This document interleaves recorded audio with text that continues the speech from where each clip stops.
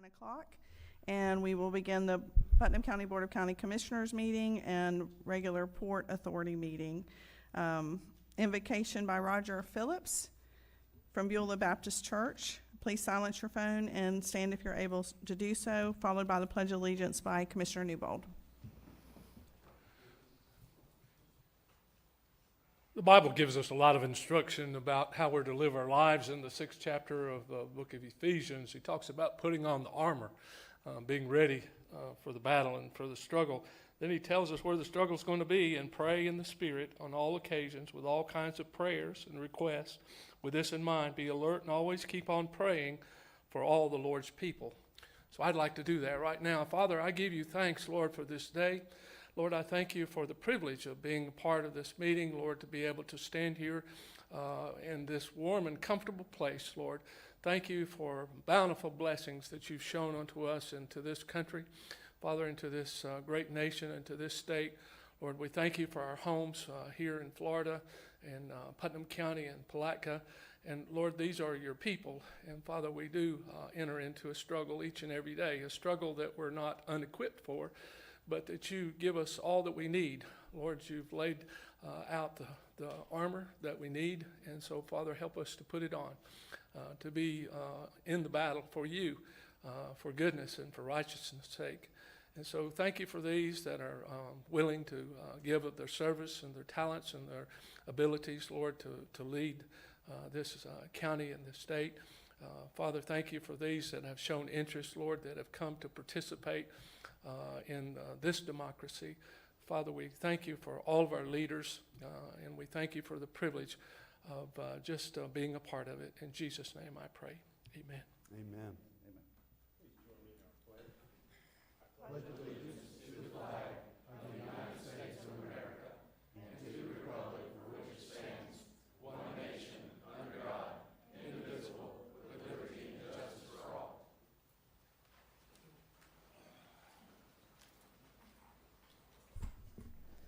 Thank you.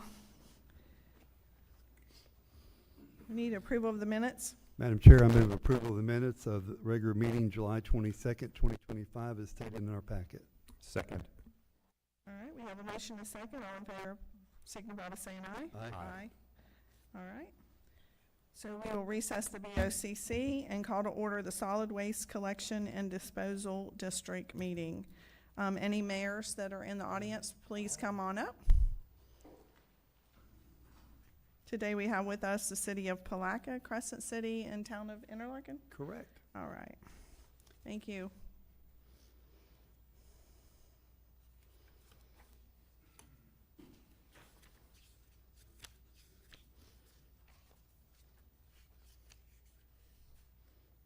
If you guys wish to speak at any time, you have a button and you can turn on your mic.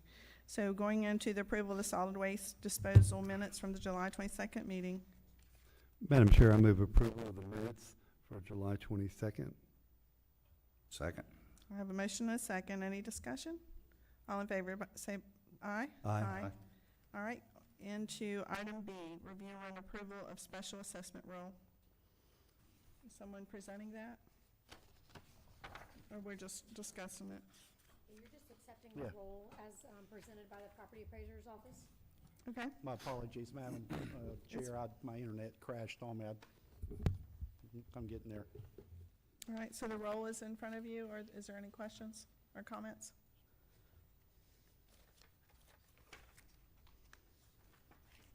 All right. Do we open this up for the public discussion? Is there anyone in the public who would like to speak regarding solid waste collection and disposal? All right, seeing none, back to the board. Madam Chair, I move that we accept and approve the special assessment roll for implementation of the fiscal year 2025-26 solid waste rate resolution. We have a motion and a second. All in favor? Aye. Aye. Any opposed? Like sign, motion carries. All right, we will close the solid waste collection and disposal district meeting. Thank you, mayors. Thank you. Appreciate you. We will now convene the Port Authority meeting. Is there any public comment on Port Authority items? All right, hearing none, grant application for U.S. Department of Transportation's Maritime Administration's Port Infrastructure Development Grant Program. Yes, ma'am, Madam Chair, I'll take that this morning. Port Manager, Mr. Sullivan's attending a Florida Ports Council board meeting this week. As you saw in the packet, there's a grant application we'd like to submit for $10 million through the U.S. DOT Maritime Grant Program. The requirements are that we have a letter of support from the Board of County Commission, from the Port Authority, as well as matching funds. The project is estimated at a cost of $15.275 million. We've applied for a $10 million grant. We also have to supply a letter of commitment that will cover the remaining 5.275. As you'll see in your application or in your packet this morning, your board packet, we have commitments from FDOT for 1.9, commitments from FSTED of 1.375, and we'll need about a $2 million commitment from the board this morning to move forward with this grant application. Included in the application is 2 letters that we will request that the Port Authority sign this morning, one with all 5 and then one with the chair. All right, are there any questions for the presenter?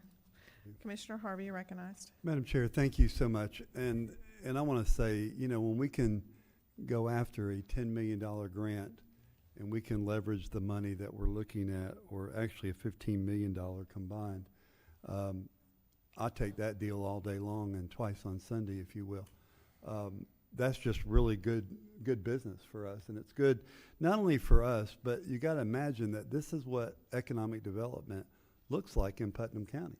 Here we are expanding our port operations, and some people go, I didn't know you had a port, but it's going to really move goods and services here. So I'm telling you, I think this is a wonderful thing, and whenever we can work with our partners and leverage that kind of money to secure more money, that's what we need to be about. So thank you, Madam Chair, and thank you, staff. Madam Chair, if I could, Yes, sir. just piggyback a little bit on that.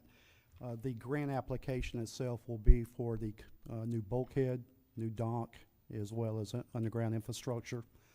It's been a project that's been discussed quite a bit locally, as well as at the state and federal level. We've got a lot of local support. I want to thank the Chamber for their help on securing letters of support from our local businesses here in Putnam County. I also want to give a thanks again to former Representative Bobby Payne for getting us a seat on the Florida Ports Council. I think it's been a huge opportunity for us to become known in the inland port business. You know, I also want to give thanks to the folks that have helped along the way. We had Congressman Randy Fine out this past week as well, who toured the port and is excited about the things that we're doing as well. You know, Mr. Sullivan's done a good job on promoting that project.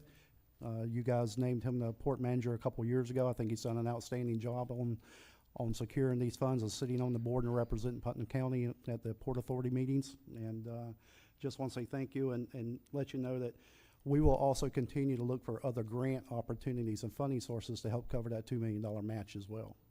So thank you. Okay, very good. Oh, is there a time frame on this regarding the grant itself for the $10 million? No, ma'am. We have to apply by next Friday, a Okay. week from this coming Friday. So when Commissioner Alexander gets back, we'll ask for him to sign the letter as well, and then we're probably 3 to 6 months out. Okay, all right, very good. Commissioner Harvey?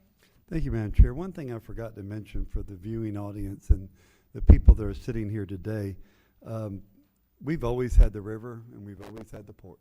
But what's changing in this business is the Outer Beltway Bridge. Okay, so the Shands Bridge has been very low, not allowing boats to go underneath there that would fit the needs of our port. And some of our shipbuilders couldn't finish the ships until they got on the other side, the north side of the Shands Bridge. With the Outer Beltway coming along and that bridge being high, we're not going to have that issue anymore. So that's why you're hearing week after week, month after month, talking about the port and what this is all about and what it means to Putnam County. So thank you, Madam Chair. Yes, sir. So it actually creates, once we finish it, it'll be a functional cargo port. Yeah. Mr. Suggs? Yes, ma'am. I apologize. I should have mentioned this as well. Just want to remind everybody that's here as well as in the audience and watching on YouTube that we will have a an update of our project at our next commission meeting, our next Port Authority meeting, the second Tuesday of Tuesday, where our consultants will be in town to discuss the project and give you an update as to where we're at. All right, very good. Commissioner Palacio, you're recognized. I just want to reiterate. Push your button. Excuse me. I just want to reiterate what Commissioner Harvey said. The Shands Bridge being taken down and a higher structure put up is going to make a huge difference to our working waterfronts. Our shipbuilding businesses that we have here are it's going to absolutely just blow them off the top. I've talked to some of those people that manage those places, and they have told me they have turned down literally hundreds of government contracts for naval vessels that they just can't build them because we can't get them under the bridge. So it's going to blow the top off that industry in our county, and this is just a really good thing, and I'm excited about it, sitting here thinking about what it's going to do for us. Thank you, Madam Chair. Yeah, and you know what, one of our goals as commissioners and in connection with the chamber is to raise the pay rate for people in the community, to raise that income level so that we can have higher paying jobs, and that gives us those kind of opportunities. That'll absolutely do it. When that kind of money starts rolling into the county from government contracts, it's going to be huge for Yeah. everybody. That's a game changer for us. All right, with that being said, is there a motion? Madam Chair, I move that we authorize the Port Authority and Board of County Commissioners to sign a letter addressed to the Secretary Duffy, U.S. Department of Transportation, expressing support of the grant application and sign letter of commitment for funding project in excess of the grant. We have a motion and a second. Any further discussion? All in favor say aye. Aye. All right, motion carries. Any discussion regarding Port Authority items from the board? All right, hearing none, we'll close the Port Authority meeting and go into presentations. First up, we have Sam Carr from the Waterways and Trails Committee. Welcome, Sam. Hey, thank you very much. I am here representing Josh's, Commissioner Alexander's Waterways and Trails Committee, and I've come today to honor one of our longtime members, and that would be Ken Mahaffey. And Ken has been a longtime member of the Waterways and Trails Committee. He started improving things here in Palatka along those lines way back in 1975 when he established the first nature trekking outfit here in town with paddling and so forth, and then moved into the Bartram realm by establishing a connection with the Tallahassee to come to town to talk about the significance of Mount Royal, which is now a National Historic Site. Ken was involved with all that good stuff. He actually formed the Bartram Trail Society in 1978, I believe, and in order to get some of that good stuff done. And then he became the tax collector for the county, and later on, and subsequently he was very instrumental in establishing Dunn's Creek as a state park here in Putnam County, and he served on the Dunn's Creek CSO as president for years and years. When he retired from the tax collector business after 16, 17 years at that, Commissioner Nancy Harris pegged him to come on to the Waterways Committee, and which he had an immediate effect by establishing the Bartram Trail in Putnam County Committee to establish the Bartram Trail. And with that, he took a trip as part of his vacation after serving the county to London. And he took with him a letter from this commission asking that all of the artifacts that they had from William Bartram that he created here in Palatka, we wanted them back. And so they were very gracious in saying, we understand, but you can't have them back. But they did give us prints, original prints and scans of his original artwork, which we still have, which is worth a lot of money. And we appreciate Ken for that. He, again, served the Waterways and Trails Committee, and has been an instrumental part of the growth of waterways and trails here in Putnam County. And we just want to say thank you, Ken. Thank you.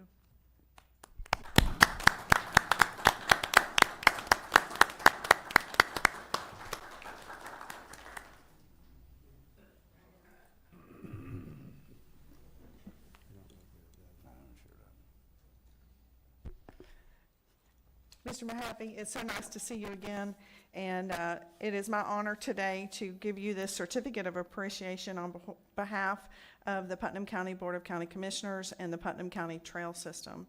This certificate is proudly presented to Ken Mahaffey in recognition of your dedicated service as a member of the Waterways and Trails Committee.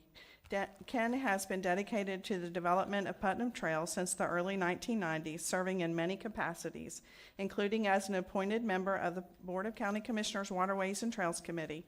His knowledge, skills, and vision in working to provide residents and visitors with the best possible trail system are deeply appreciated. Presented this 26th day of August 2025.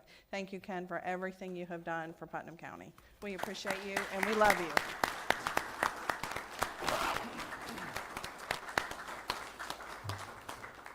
We would love to get a picture with your family. Want to get a picture, Ken, with your family?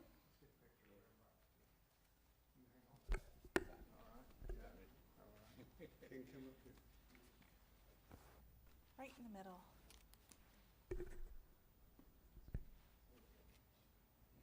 This is a coin.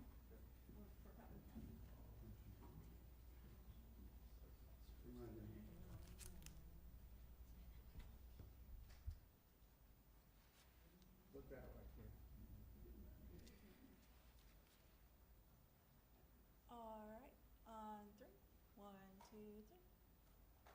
And again. And one more. Thank you.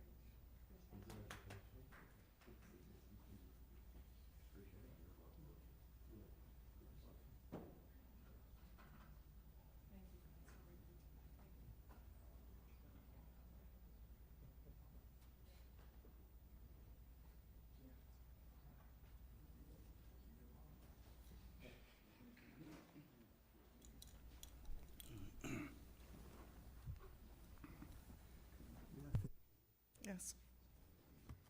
Madam Chair, thank you. Ken, Ken Mahaffey, can you hear me? That's okay. I just want to say to you, Mr. Mahaffey, how honored I am to have you as a friend. You've been a wonderful statesman, if you will, through this county all the years. I know we don't agree on everything. We don't need to. You've always been a good personal friend and a blessing to Putnam County. And I thank you from the bottom of my heart for all the hard work that you've done over the years to move Putnam County forward and make it a better place. So thank you, sir, very much. Thank okay? you, Mr. Mahaffey.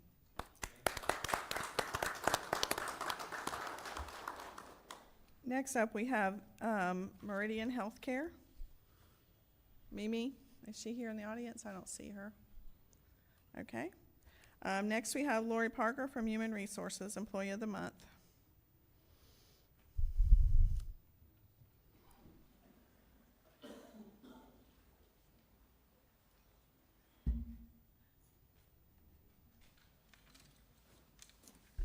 Good morning. The Employee of the Month for June is Sean Silver. I know a lot of you know him. He's been in and out of the buildings for 7 years now. He is well-liked, well-known, and he really does a great job. And this is your plaque. Thank you. And JT has some things to say.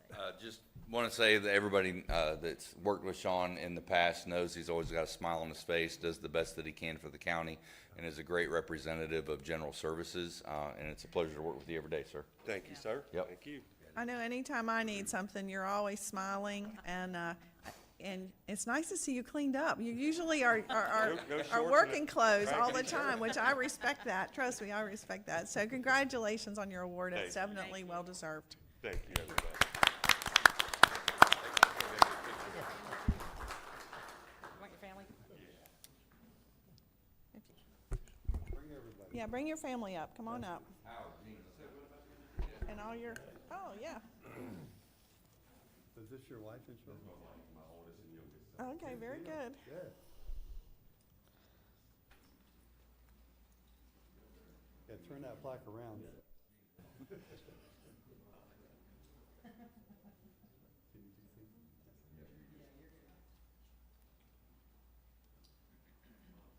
All right, on three. 1, 2, 3. And again. One more.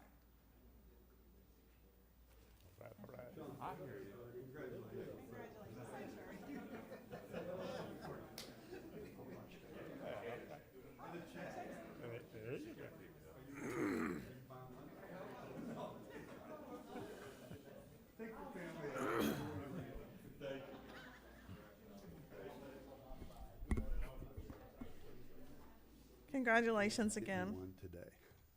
Okay, next we'll go into our planning and development public hearing. First up, we have PUD 25-000001, minor. Thank you, Madam Chair. As mentioned, this is PUD 25-000001. I am Michael Graves of Putnam County Planning and Development Services, and this is for David J. Minor II and Natalie Living Trust. The rezone request is from agriculture to a plan unit development on parcel 1309-26-00000031-0012, approximately 10.41 acres located at 689 North Highway 17 in Palatka, Florida.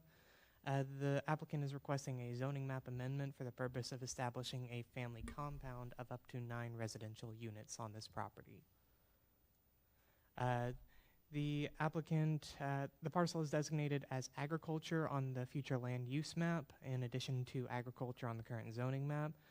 The subject lands have approximately 220 feet of road frontage on US Highway 17, and according to the GIS reference map, there are some wetlands.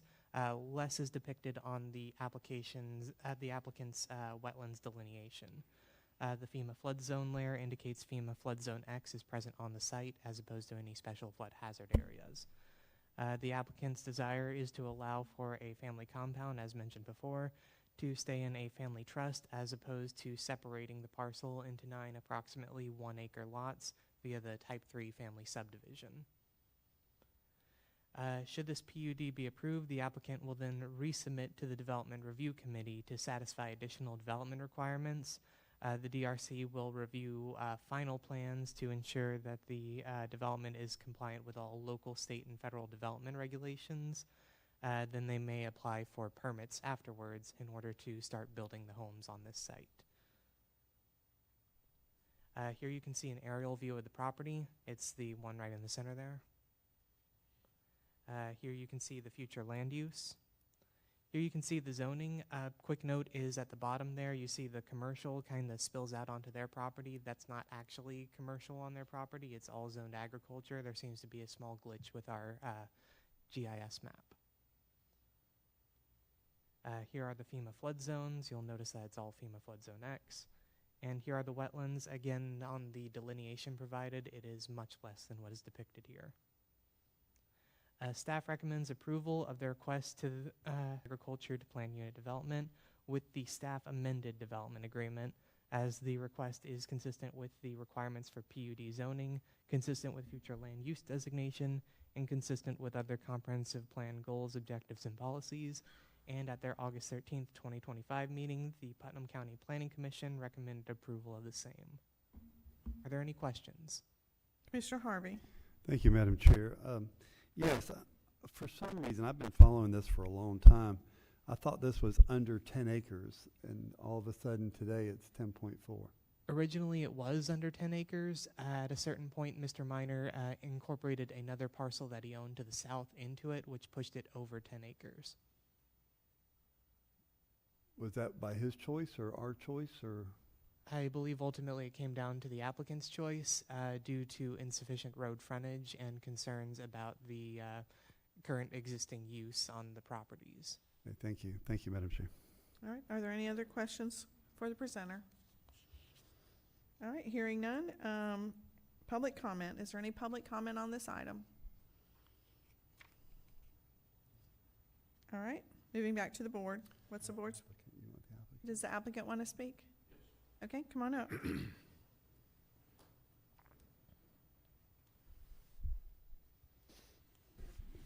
Good morning, 116 Sheffey Road, David Minor. All right, so it is over 10 acres now, but originally we had 3 parcels there. Part of this whole PUD is because it was easier to do. You're right, it does give us better access to the road, but we already had an easement at the other end. As far as I'm concerned, the joining it together should not have been just joining it together. That's part of the PUD. We wouldn't have done this if the PUD wasn't being processed, okay? So there was a little spot in the back, a little spot on the front, that kind of thing, that was really a pain for the tax collectors and zoning to take care of. So as far as I'm concerned, the reason why this was happening this way is because it joins it together. So which falls under the 10 acres being separate, but we were told that it was better to join it. Well, that also throws us over a threshold. Now, originally the threshold was, as far as I'm concerned, and I'm not the legal counsel here, as far as I'm concerned, it should just go on through as one meeting, because the fact is, we started off with different processes, and it was put in front of zoning first, which it should have been a DRC first, and then zoning, and then county commissioner. If we would have been in the right chain of command, done that way, and we're not the ones that made the appointment, we've already been done on our second meeting. So I just want to make the board realize that, and I don't know if legally you can accept the one meeting and go on with it, because we've already got our septic tank permits. They're done. They've already been done the perk test and all that. Building and zoning's already got all the engineering and the letters that you know, to use multiple homes and stuff like that. So it's on our end, it's all done. So there is a Florida statute that if a mistake was made, that we should get more time, because let's face it, we're trying to beat the PUD. We're trying to take the PUD and beat the impact fee. And as far as I'm concerned, we should be able to either have the grace to not have to pay that, or take care of it today and say, you know, yay or nay. I'll comment on this. So I think there's a couple things that you're bringing up, not just one thing. So Right. Wanting to waive the impact fees is a different conversation. But having the 9 acres versus the 10 acres, is it not true that on the southern piece where you have that commercial use, that you was bringing it into the PUD so that you wouldn't have to turn it into a C4? No, because Okay. the usage, even though it's zoned agriculture, there's some usage that allows you to do some commercial. I know that dealing with Leo, Natalie's working on the stipulations of what you can do on ag property as commercial. One of the things is that you don't have to worry about because just like the Handyway there, or the Kangaroo or whatever it is, they changed the name too much for me to remember, but that's zoned agriculture. Is that a commercial facility? Yes. There's usage, and there's zoning. So the usage we want to use, the 2 buildings up front, will be commercial. But so is the AT&T substation that's right there. It's zoned commercial, it's zoned agriculture, but let's face it, AT&T is a commercial facility. And so the usage will be commercial in those 2 buildings. Everything stays ag though. So, did I make that clear as mud? Yeah, clear as mud. No, thank you. That's exactly the right comment. Anybody want to weigh in on this? All right, well, the fact that went in front of the zoning board at 10 acres, if we were to approve it at their 9 acres, you'd have to go back to the zoning board.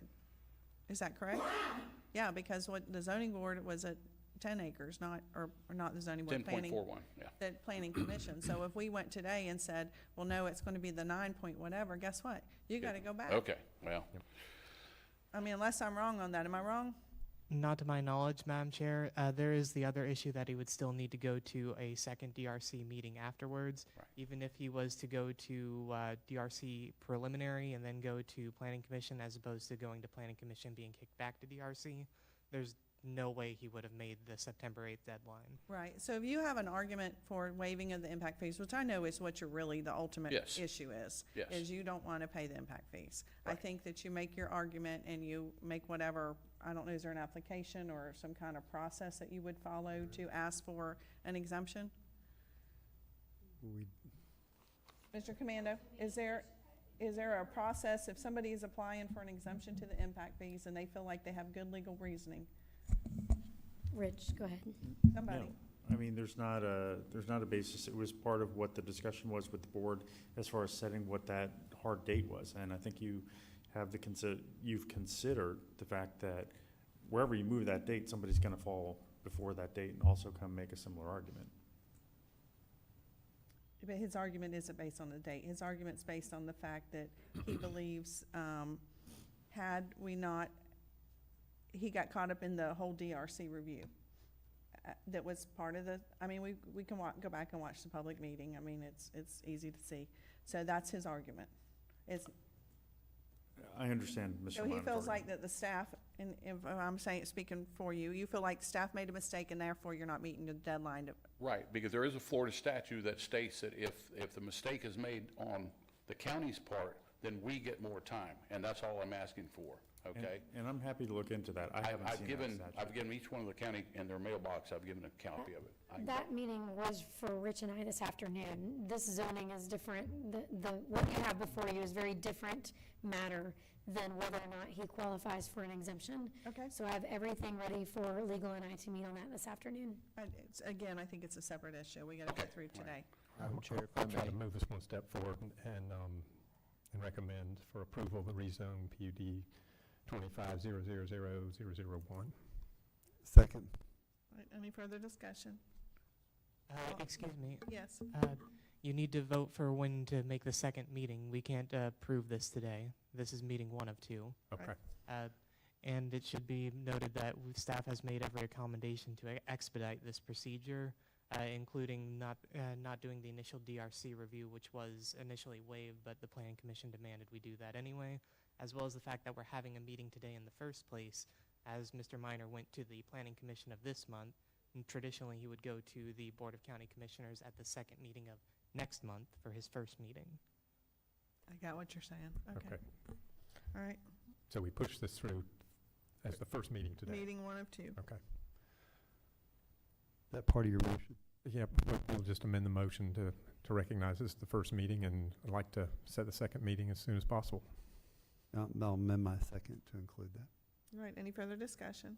All in favor say aye. Aye. All right, motion carries. Thank you all. Thank you. All right, Retha Adams, future land use map amendment and a rezone, and I've asked, planning staff to do one. Can you do this as one? Or do we have to separate them? Michael? We should be able to do them as one if the board is in favor of it. Okay. All right then. Once again, for the record, Michael Graves, Planning and Development Services. This is going to be CPA 25-000004 and REZ-000008 for Retha Adams. This is a small-scale future land use map amendment from commercial to urban service, as well as a rezone from commercial 2 to residential 2. The applicant is Ms. Retha Adams, with an agent of Sarah Mayer of Dewberry. The parcel is 0.22 acres located at 205 North Highway 17 in Palatka, parcel ID 011026025002600120. The applicant is requesting a future land use map amendment to allow for the redevelopment of a single-family home on the property, as well as the rezone for the same. The subject site is zone commercial 2, as previously mentioned, and has a future land use of commercial. The applicant has also requested to rezone this to from commercial 2 to residential 2. That is heard in concurrency with this map amendment. The parcel has approximately 70 feet of road frontage on North Highway 17, and the parcel is developed with a admittedly dilapidated single-family residence that was greatly damaged during Hurricane Ian. The applicant proposes replacing the existing residence with the assistance of the Rebuild Florida project. Should the map amendment and rezone be approved, the applicant will have the right to obtain their building permits and move forward. Elsewise, the subject site shall be allowed to maintain commercial development as approved by the DRC. Here you can see an aerial of the property. the future land use, the zoning, the FEMA flood zone, note that it is not a special flood hazard area, and the lack of wetlands on this property. Staff recommends approval of the request to amend the future land use map from commercial to urban service and amend the zoning from commercial to residential 2, as the proposed amendment is consistent with the goals, objectives, and policies of the Putnam County Comprehensive Plan and Land Development Code, and is compatible with existing development in the area. At their meeting, the Putnam County Planning Commission recommended approval of the same. All right, thank you. Questions? Commissioner Harvey? Thank you, Madam Chair. So basically, this is before us today because it's a non-conforming site, right? Correct. And due to the hurricane and the damage, you can't put that back the way it was. So the zoning needs to be changed to make sure that they can do what they need to do. If the home was damaged less than 50% of its value prior to the hurricane, then we could allow for building permits to repair. However, because the home was so badly damaged by Hurricane Ian, we absolutely need to rezone and perform a map amendment. Wow. Interesting. All right, thank you. All right, any other questions for the presenter? Is the applicant here would like to speak? Is there any comments from the public? All right, back to the board. Madam Chair, I move that we make a motion that we accept staff recommendations for approval of the request to amend the zoning map from commercial CR to urban services. And because it's consistent with the Planning Commission, and this is going to be CPA 25-00004, Ms. Rita Adams. All right. Did you want to try to wrap them up into one motion, or is that not okay? I believe that comes down to the board if you wish to make this a single motion for the 2 cases. I think the other one's an ordinance, so we probably need to, Okay, they're both ordinances. well, both of them are, yes. All right. Well, I'll second it. All right, we have a motion, a second on the floor. Any discussion? All in favor, say aye. Aye. All right, second, we have the rezone. Madam Chair, if it pleases the board, we just went through that process. The applicant's not here, and I don't think you can ask if anybody in the audience wants to speak about the rezone, but if not, I'm ready to make a motion. Is there anybody who wants to speak regarding rezone Rita Adams? All right, seeing none? Madam Chair, I move the approval for the ordinance number 2025-024, the rezone REZ 25-00008, Rita Adams. Second. We have a motion, a second. Any further discussion? All in favor, say aye. Aye. Motion carries. All right, we're going into public hearing regarding Sheriff's Office Sex Offender Ordinance. It's in your packet. We heard from, regarding this last week.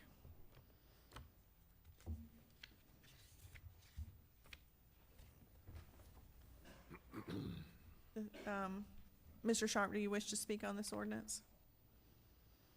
Only if you have questions, Madam Chairman. All right. Are there any questions from the board? Is there anybody in the public who would like to speak regarding the sex offender ordinance number 2025-021, for or against?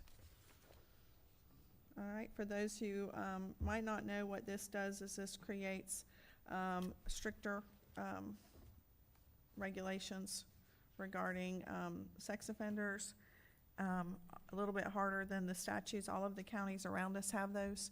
And so what we're trying to do is make sure Putnam doesn't become a dumping ground for sex offenders. As we saw at the beginning of the year, I think it was, beginning of the year, maybe end of last year, where we had a trailer park and a lot of out-of-town offenders were coming in to be housed here. And specifically, 50% of our registered sex offenders are not from Putnam, nor was their offense did they occur in Putnam. So we're working on trying to make our citizens safe. With that, Commissioner Palatka, you're recognized. After reading the ordinance, I was very impressed as how thorough, and you certainly crossed your T's and dotted your I's. I don't think you left a stone left unturned. So I'm very proud and happy that you and the sheriff, Mr. Sharp, are protecting our children like this, because this is a great thing, and I'm very supportive of this. And I'm telling you, I read it 2 or 3 times, and I just kept, oh, Lord, there's not a stone. They did not flip over here. There's no escape holes that I could find. So I'm very proud and happy for this, to see this come forward. Thank you. Commissioner Harvey? Thank you, Madam Chair, and I echo what Commissioner Palatka said. You know, we have a welcome sign on all corners of coming into Putnam County, but it doesn't say welcome to Putnam County, the sex offender capital of the world. We don't want that. I'm all for people who want to rehabilitate their life. I'm all about that. But we had a community that was basically, that was their modus of operation. Bring people to this one place and store them all here. That's not what this county's about. And I commend the Sheriff's Department, the Undersheriff, Mr. Blunt here, Alex Sharp, or the General Counsel for the Sheriff, and our Sheriff for seeing that there was a problem here and addressing it quickly. Because we do want to be the welcome center of Florida, and we want people to come, but not like this. And if they want to come here and try to take advantage of our youth, then they don't belong here. Period. They belong somewhere else, and hopefully behind bars. Thank you, Madam Chair. All right. Is there anyone who wants to speak? I'll give one more opportunity. All right. With that, what's the motion from the board? Madam Chair, I move that we approve ordinance number 2025-021, an ordinance of the Board of County Commissioners, Putnam County.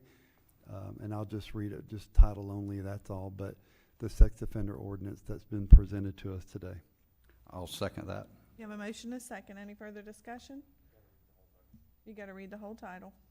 All right, here we go. An ordinance of the Board of County Commissioners of Putnam County, Florida, creating section 28-3 in the Code of Ordinance of Putnam County, to be known as the Putnam County Sexual Offender and Sexual Predator Act, providing findings, intent, definitions, and residency requirements, authorizing collection of registration fees, prohibiting presence, loitering or prowling within child safety zones, with exceptions, restricting participation in Halloween activities with exceptions, prohibiting cohabitation of offenders, establishing accountability for property owners, landlords, and leaseors, requiring notice for the temporary emergency shelters, providing penalties for violations, providing for applicability and severability, and providing for an effective date.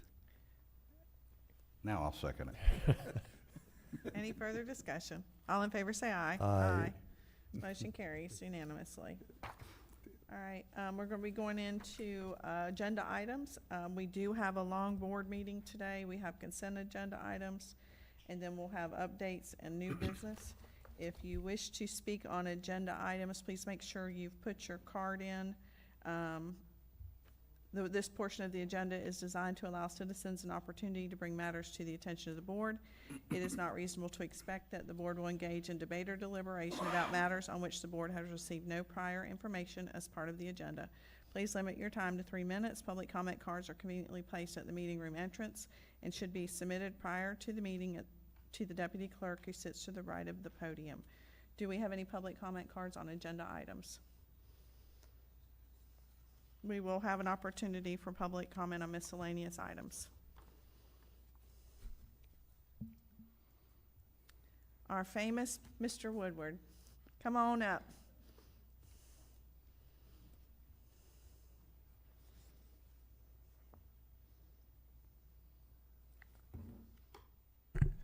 I'm Good going for morning. infamous, but I'll accept famous for the time being. Okay, we'll take that for the time being. Michael Woodward, 517 South Francis Street, Interlochen. I'm here to point out 2 troubling things about item 11C. First, if I could direct your attention to page 416 of your agenda packet, which is the cover page for this agenda item. In the summary highlights section, the last sentence reads, "The restrictive covenants required are detailed on the attached spreadsheet with details of projected costs." The restrictive covenants required are detailed on the attached spreadsheets with details of the projected costs. Rather an inartfully crafted sentence, but I think the intent of this sentence is to indicate that all of the items on the following page, the list of proposed amenities, are actually required, are legal obligations the county has in regard to this property because of the covenants that came along with the transfer of title from Florida Communities Trust to Putnam County. Directing your attention to page 417 on that list, just past the center, just past the midpoint, is playground. Nowhere in the covenants or other legal documents, the documents that are appended as part of this agenda packet, is the word playground ever mentioned, let alone required. In fact, things like playgrounds appear to be prohibited by the relevant legal documents. Directing your attention to page 457, under the section that says project site obligations imposed by FTC on the FTC recipient, the project site shall be managed only for the conservation, protection, and enhancement of natural and historical resources, and for the passive, natural resource-based public outdoor recreation which is compatible with the conservation, protection, and enhancement of the project site, along with other related uses necessary for the accomplishment of this purpose. Doesn't sound like a playground. Second, turning your attention back to page 416, right at the top of the page, we see this item is titled Tanglewild Riverfront Park Project Update, as indeed it is titled on page 2 of the agenda. It's also referred to that again under the summary highlights as Tanglewild Riverfront Park. Here we find that Tanglewild Nature Park has been renamed as Tanglewild Riverfront Park. I went out there on Friday to look at the sign to see if anybody had changed that. Well, not yet. It still says Tanglewild Nature Park, which has always been the intended use for that property. Taken together, the misrepresentation of the playground as being a required facility and the elimination of the word nature from the park's name suggest an agenda at work to abandon or dilute Tanglewild's specialized role as a place for the public to enjoy nature and learn about it, and instead to convert Tanglewild into a more generic park. I hope that is not the case. Thank you for your comments.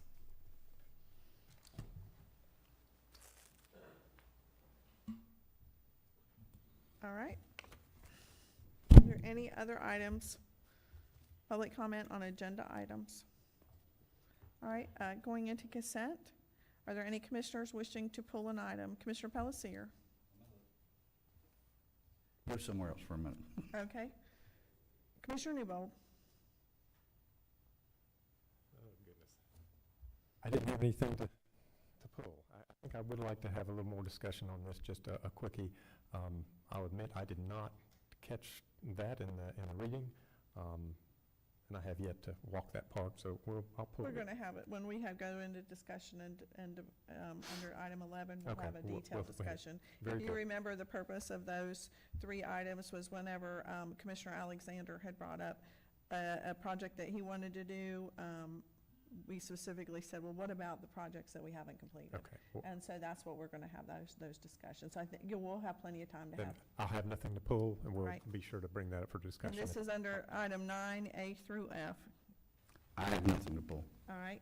I have none, Madam Chair. All right. This is item 9A through F. I have none. I have none. Okay, Madam Chair, I move that we move the consent agenda, items A, B, C, D, E, and F. All right. Is there a second? Second, I'm sorry. Any further discussion? All right. All in favor say aye. Aye. All right. Item 9 is done. Code enforcement, we have 1 fine reduction case. Is there anyone here for this fine reduction case? Madam Chair, seeing no one here for the fine reduction case. Lord. Morning, Thomas. Hey, Thomas, how are you doing today? Good. But seeing no one here, I'd like to make a motion that we approve staff recommendations to reduce the fine to the actual hard cost back to our citizens of $1,587 to be paid within 180 days on the case 22-002100. Second. Have a motion and a second. Any further discussion? All in favor say aye. Aye. Thank you, Motion Commissioner. carries. Thank you. We're going to take a quick break before we get into our updates and discussion under item 11. 3-minute break.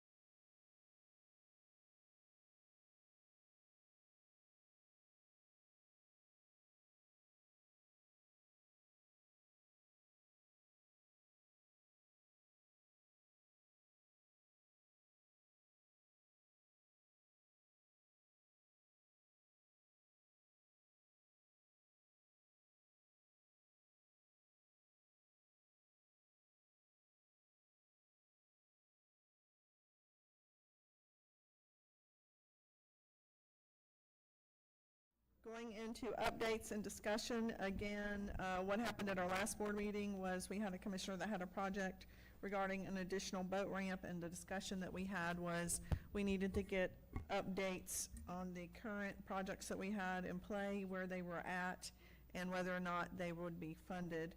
And so, Ms. Julianne, if you'll move forward with those 3 project updates. I'll be happy to. On the Duns Creek Boat Ramp project, now this is the Palatka side, if you will. The property was purchased in October 2023. We engaged CRG Architects to help us develop the conceptual site plan, develop the construction plans, and work through regulatory permitting. Then in November of '24, we brought back to the BOCC a conceptual design for that boat ramp. It does include a 2-lane boat launch, as well as parking spots for boat and trailer, and a development of a restroom. At the time, the BOCC advised staff, due to cost concerns, they wanted to try to move forward in a phased approach. So phase 1 was that parking area and the 2 launch boat ramp. And so we are working through all the regulatory permitting processes and construction documents related to that phase. Then the restroom would, of course, be phase 2. Based on our latest estimate from engineers, and I told you guys there was going to be a lot of grace with these projects on cost estimates. Right. Because they are truly just that. They are a basis for budgeting purposes. The boat ramp and parking area would be $1.4 million, and then a restroom facility of about $200,000. I included the latest plans from Maverick Engineering on that boat ramp so that you can see where we are. Currently, the parking area is mostly impervious surface. It's in a gravel. That helps us with our stormwater management, obviously, area, so that we can truly maximize that parcel to its best ability. I'll take any questions that you might have on Duns Creek. All right, Commissioner Palacio, you're recognized. Ms. Young, how many acres did we purchase there approximately? I can't read that. About far. 2.5. So there's going to be a significant amount of parking there, isn't there? Yes, sir. It's proposed to have roughly 60, just over that. Now, we may end up, when we do the final engineering site, just for mobility of those trucks and tractor or trailers, you may end up losing a few of those spots, Sure. but you're going to have a significant number of boat trailer parking. That's been a concern of mine, especially like Brown's Landing, which has no Sure. parking. This is going to be a significant improvement when we can bring in that kind of extra space to allow people to turn around, get around, get their boats launched and then get parked. So, looks good, looks good. Commissioner Harvey, you recognized. Thank you, Madam Chair, and I want to thank you for your hard work with DOT getting, this was a purchase from the county, actually, not just a lease. So this is good, and then I'm hearing, and may I say, Mr. Suggs, that on the restroom idea, may I expound on that? Sure you can, sir. That you would like to kind of do what we did with the fire department, if you will. The fire departments where we have one master plan basically, and we replicate that in the community. You're wanting to do the same thing with the restrooms, and I applaud that, because that's something we can just plop down and say, okay, here's our plans, and let's move on to the next one. So I appreciate that. Let's give credit where credit is truly due. We've been putting in restrooms and looking at restrooms and other facilities. And so our staff, Mr. Grimes, Ms. Young, and myself sat down, and it was an idea that was born out of that discussion with those two folks to create a template, so to speak, so that we would have something shelved and ready to go, engineered. So when the opportunity presented itself, we'd already be in a position to move forward with it.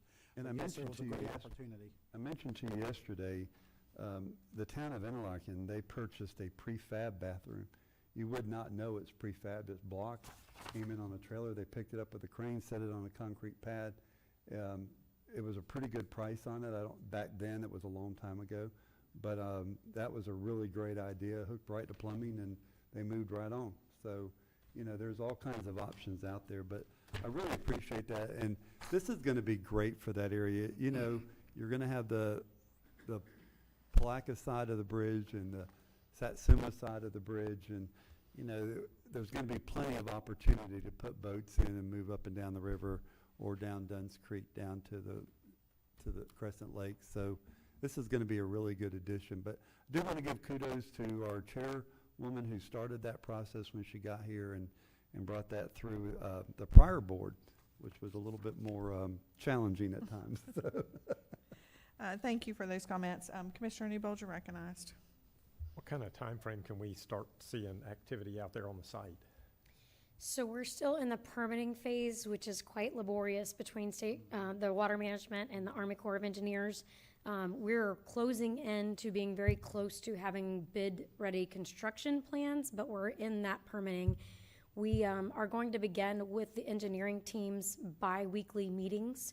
So that kind of tells us we're really ramping up. So I think we have our first one Thursday, and then we'll continue to have those meetings to try to make sure everybody stays focused and rolling forward. Mr. Grimes might remember when we were looking at this property, there were some concerns that came up about that canal and the depth of the water and the width of it and what size boats could go out there. And I remember having you take me out there, and I got out of the truck, and there's actually an existing boat, what is it, what would it? Boathouse that would house like 5 or 6 boats on it. So we went to the furthest one inland and put a stick in the ground in the water, and it was at least 10 feet. When we put that pole, was it not 10 feet? It was about 8 feet? I wouldn't give it that much credit. I'd say 3. No, it wasn't. No, it wasn't. Come on, man. I was standing there. It was taller than me. We'll go with 10. We'll do it again, okay? We'll go out and check it again.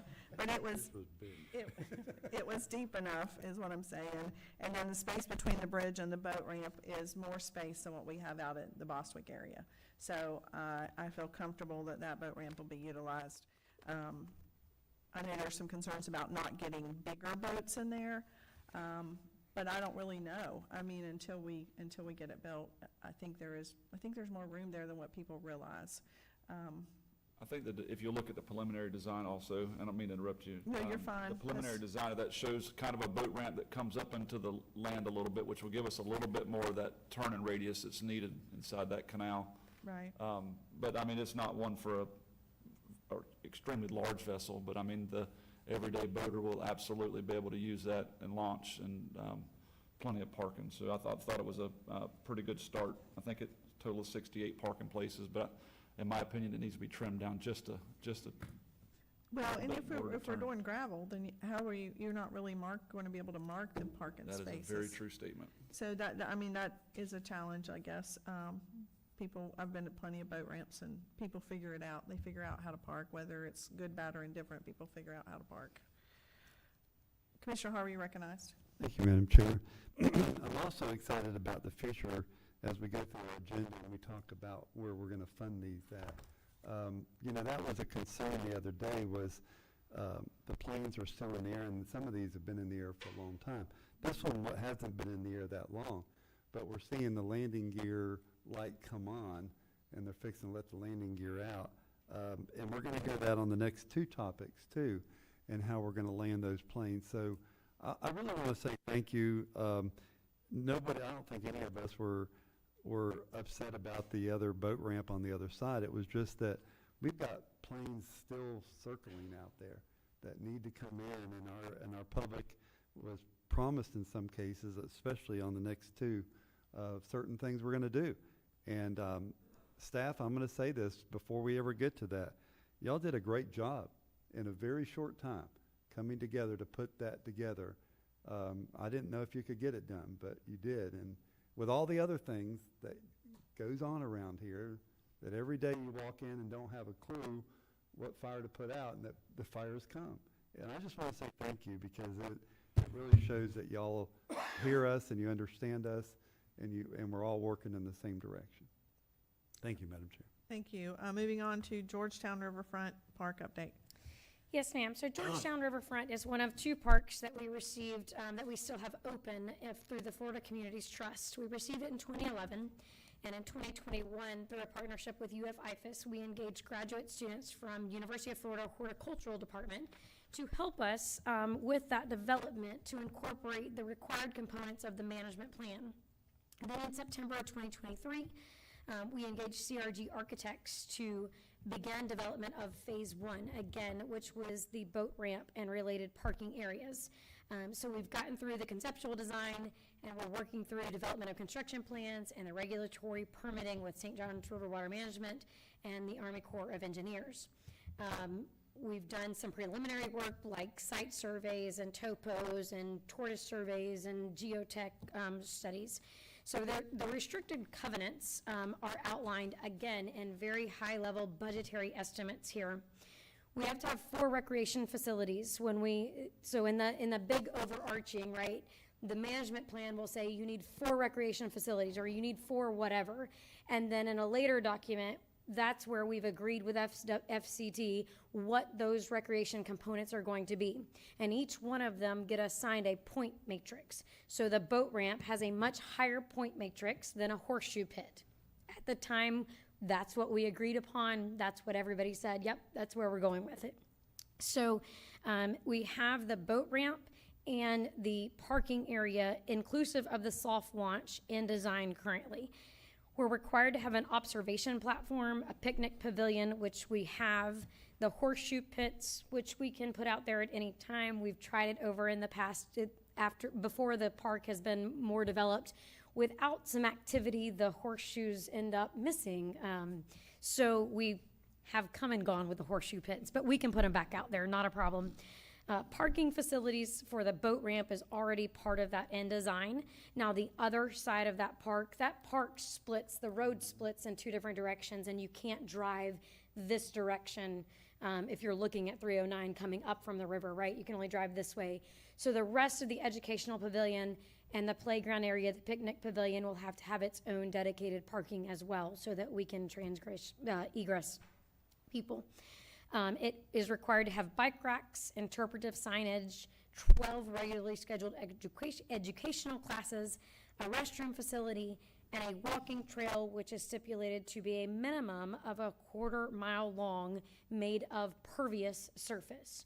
There is a substantial amount of wetlands on that park, and our goal has always been to mitigate those wetlands. That's something when we brought UF in, was one of their main objectives, is to help us keep that natural wetland area there for all to enjoy. So this, again, I've given you just a couple of pieces of the documents from Georgetown for your review and questions related to the park. All right, Commissioner Harvey, you're recognized for questions. Thank you, Madam Chair. Yeah, I think, Julianne, one thing you said that we need to hear probably more and more, when this application was done back in 2011, we're the ones that said, this is what we want to do. Right. We're the ones who said, add the points to this. We won the project based on what we said we were going to do. That's right. Now, there's been some negotiating since that time, but truly, these are things that that board at that point decided, this is what we want for that area. And we were in competition with many places throughout Florida. That's why we won it, because of that. So I think it's important to know, I wasn't on the board at that time. I commend the board for getting this property. I think it's a wonderful spot, but that was one of the planes that we really need to bring in for a landing.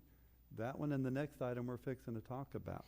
And again, I commend y'all from putting all this together and the future talk we're fixing to have about the funding of this. Because truly I can see the landing gear coming down on this plane very, very soon. So thank you very much to staff, and I appreciate it. Thank you, Madam Chair. Thank you. Commissioner Newbold, you're recognized. Well, I'm proud and fortunate this one's coming down in my district. This is a complicated design. It's a big ask. I think it's going to be a park like none of it that we have in Putnam County. I mean, you can go to other coastal and other counties that have waterfront amenities, and this is more commonplace. This is a first for us. It's going to be complicated. It's been on the books a long time. I am glad to see it really come to fruition, but I want us to be careful as we come down the stretch that we don't just check the boxes in some of these amenities. We need them to be first class and educational and something to look, other people look at and say, wow, they did a great job, not just they checked the boxes and they got all this stuff done. So thank you for your hard work, and yeah, this one's coming home soon. So thank you. I guess my one concern is a boat ramp with a soft launch for non-motorized vehicles costing $3 million. It's like, we have boat ramps that include, concrete and all of that. How $3 million is a lot of money. That first off, it's a rough estimate because engineering is not where they need to be, but there is a significant amount of drive surface from the road down to the parking lot. That makes more sense to me. So that as well as that. 2 different parking lots. There's a downland parking lot and an upland parking lot. In order to stay out of the wetlands, we could not locate all of the needed parking area down near the ramp. So we have a few slots down near the ramp, but then the main parking area is up on 309. So there is a substantial amount of civil work there to get from the road down to the ramp. There is also a teeny sliver of a pie of wetland that we do go through, and we'll have some additional engineering required for it. Okay. Well, that was just my biggest concern, but hearing that it includes parking lots and driveways makes more sense than it's just simply the boat ramp, the soft launch boat ramp. When I was running for office, I was down in Georgetown, and people were upset. They were upset that we'd had this property on the books, but we haven't been able to do anything with it. Now, I know that we all have, over the time, and we certainly went through a recession and all of that, that we had some financial hardships, and we had to get through and with all of our things that we needed versus what these type of projects. So I'm glad to see that we're making some headway. I'll ask you the same question. Do we have a time frame? I mean, are we looking at a couple more years probably, I would think? This isn't, since we're still in design. So the good news is, as we finish this meeting today, once we get down to the next few items, I believe for the first time ever, we'll enter fiscal year 26 with adequate funding to truly move this project forward. And at that point, once funding's available, from our side of the house, that's when we can really start pushing contractors to do something. Well, that's exciting. That's very exciting. Commissioner Harvey. Thank you, Madam Chair. I think 2 things were just said that are profound. Commissioner Newbold said, just don't check the box. And I think that's one of the profound statements, really, that I've heard in a while, because sometimes we do want to get things off of our plate and move it as quick as we can. And checking the box is a simple, I was telling the commissioner this morning, trying to put the round peg in a square hole. We try to get these things moving, and sometimes we force things to happen, and it's not a great idea. So I think checking the box statement was very profound. And Commissioner Wilkinson, I want to say something you just said. The prior boards didn't have the money to do these things. They were hoping to get grants and other funding sources to get this thing done, and it just wasn't there. And we went through some lean times. We made some tough decisions back in the early days, and now we're seeing that we have a little bit. We put some money away, from the Better Place plan. So I'm excited that we're not just checking the box, and we're not just spending money. We have a plan in action to make this happen. But I always say it's easier to govern when you have money. And we didn't have money back then, and it was very difficult to govern. And we were losing employees because we did not have the funds. And I remember the firefighters standing there desperately asking for help because they were overworked. They couldn't work anymore. They were about to pass out now, and things have changed. So again, I'm not condemning any prior board. They took on a project that they needed to take on. It's a great piece of property, and now we're going to see this come to fruition in the next few years, and I'm excited as I can be. Thank you, Madam Chair. One other question. Didn't we dedicate some of the boat or the dollar fee that you get from your license to this boat ramp and Dunn's Creek? So what we said was we were going to store the fishing fund money in reserves until we get the construction cost back for Dunn's Creek and Georgetown. And then the board was very up in the air as to whether we wanted to divide it in half or we just wanted to see which projects still needed additional funding. And so those dollars are sitting there waiting on that day where we can then determine what we need to do with them. But we did earmark them for one or the Yes. other projects. It's Yes, we just did. not money that's available to be spent on other That's projects. correct. No, they are in a restricted expense line that cannot be spent until the board makes a decision as to how we go. Okay, all right, thank you. And again, we needed these updates to make other decisions. We'll go on into, is everybody done with questions? I've got something I want to say. Commissioner Pelletier? Being as we're talking about boat ramps, and I mentioned it earlier, I'd like to see us look into Brown's Landing. I really don't think there's anything, but I'd like to really explore and be sure that there's not any more room there possibly for parking, because it's just very limited. Yeah, it needs help. And like I said, I don't know that there is, but I certainly would like to be able to have a definitive answer. There just isn't any more land. There's nothing else we can do. So if that's something we could look into and find out, that I sure would appreciate it. Sure, be happy to. All right, moving into Tanglewild. Okay, Tanglewild. So let me first say, Mr. Woodward is not the first attorney to tell me my grammar may be off from time to time. I kind of had flashbacks to 8th grade English class there, so I still obviously have some work to do. The park name is not being renamed. We added riverfront in there so that you all knew it was on the riverfront. Because as I talked to many of you, I heard over and over, I don't even know where Tanglewild is. And so there is a riverfront parcel, there is a parcel north of West River Road, and it is all one continuous park. So we can alleviate that off the top.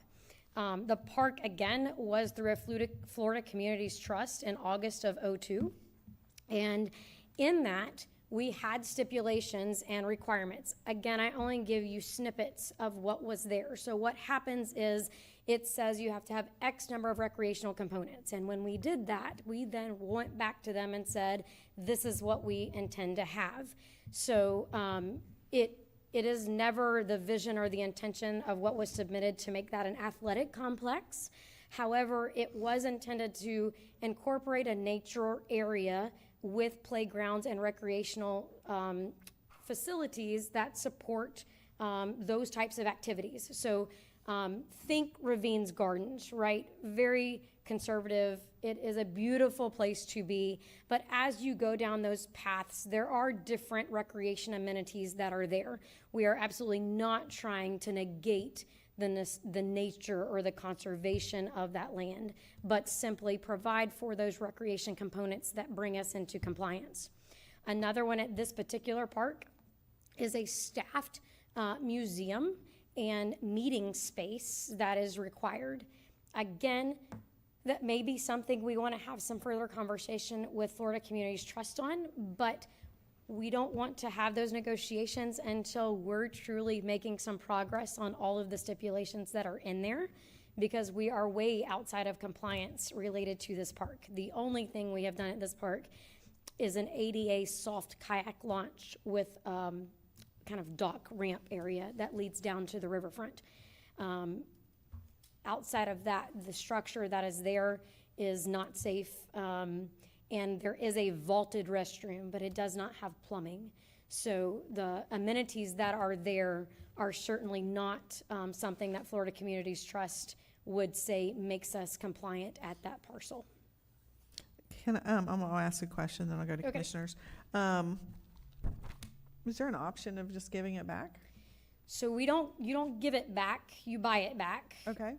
We explored it with Georgetown. I have not gotten a fair market price on what it would be to give Tanglewild back.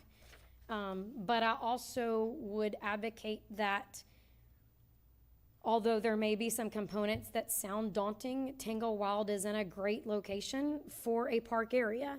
North of 17, you don't have a park area that serves that West River Road, Bostwick, what's coming from Clay County area. You truly don't.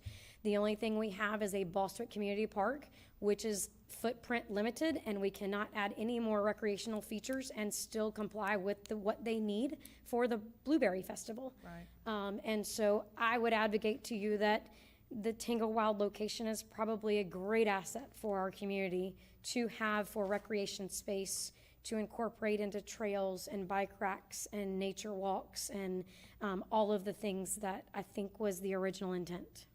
Thank you for that. I don't disagree with you. It's just a staffed museum means something into perpetuity, not just, I mean, that's a big expense for the county. An ongoing staffed person is a different situation than what we've seen in the past, so. It does, and that is, again, an area where I believe once we're up and running, we have a real plan that we probably could negotiate with Florida Communities Trust and attempt an operation much like we do with our community centers. We have part-time staff throughout the week for some recreational components. And so, we have part-time staff that staffs the Edgar Johnson Senior Citizen Center. We could work through something like that, I believe, and still meet the intent, but not the burden of putting that on the county as having a full-time office there. Thank you for that. Commissioner Newbold, you're recognized. Well, I am glad to hear that it's not a prohibition to have that type of, I'll call it mixed use, play and education. Because if you're going to get, I think it is reasonable and compatible to have young kids exposed to that nature-based education. Sure. That's how you're going to get them introduced to it and get them accustomed to that type of activity. So I'm glad there is no prohibition of that. Yeah, that one will be complicated as well. So it would, but you're right, there's not much up in that area, and we're going to have growth coming down that 17 corridor. And that would be a great amenity if we can pull it off. So Right. I hope we can get there. Thank you. Thank you. Commissioner Harvey, you're recognized. Thank you, Madam Chair. Thank you, Madam Chair. My question is going to be a little bit more legal, I think, because Mr. Woodward brought up the covenants on this property. I'm sure that when the Florida Trust got us the land, or we applied for the land, though that document was sent to them and they saw the covenants on there. Then they saw maybe the overlay of what we wanted to do. I don't know if they compared the two and crossed off what you couldn't do or could do. But I guess my question is this, and maybe it goes along the lines of Commissioner Wilkinson, but I do believe we do need a park out there. If the covenants are going to restrict us from carrying out the park plan, and I'm not saying they will or won't, I mean, is this a dead horse that we're just trying to breathe life into? Or is it something that we can say the covenants were there and we understand those, but the master plan got on top of that, and that's how we got this place? I'm just asking. I don't know the answer. So my understanding is they were already in possession of the restriction in the documents.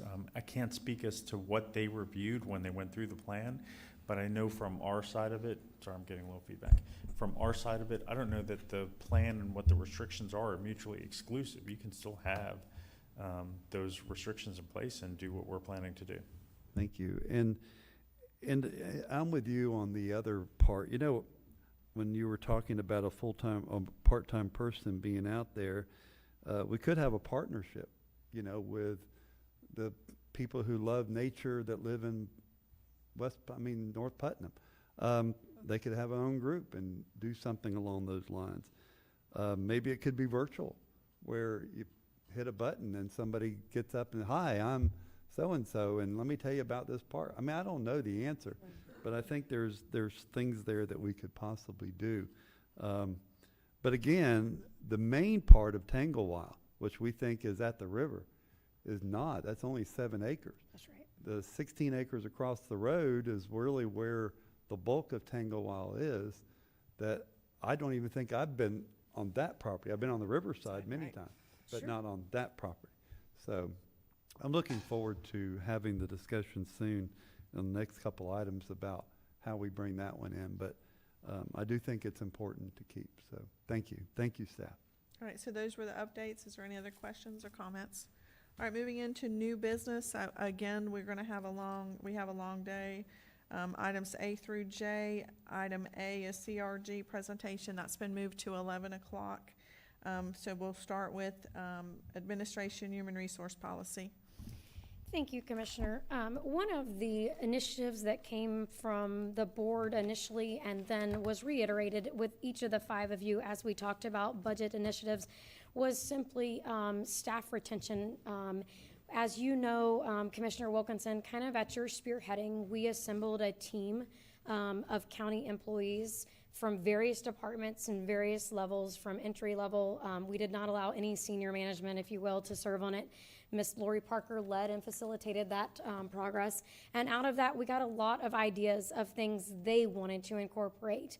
And this is just the first of many of those initiatives that they looked at and said, hey, this matters to us. And in some respects, things that are very easy for us to align and make a huge impact for employees and their satisfaction with their job.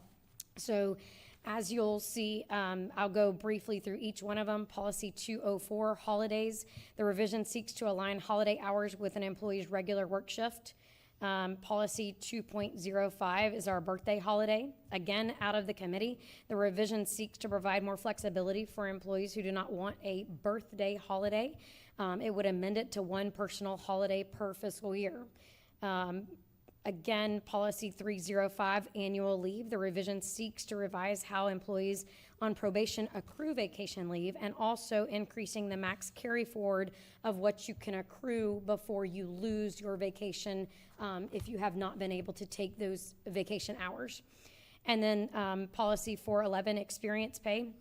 So we currently had a flat stipend built in, and to encourage the progression of professional development, we simply want to morph that stipend into a reoccurring step that each employee will then have a professional outlet, even if they remain in that same position for 30 years of employment with Putnam County.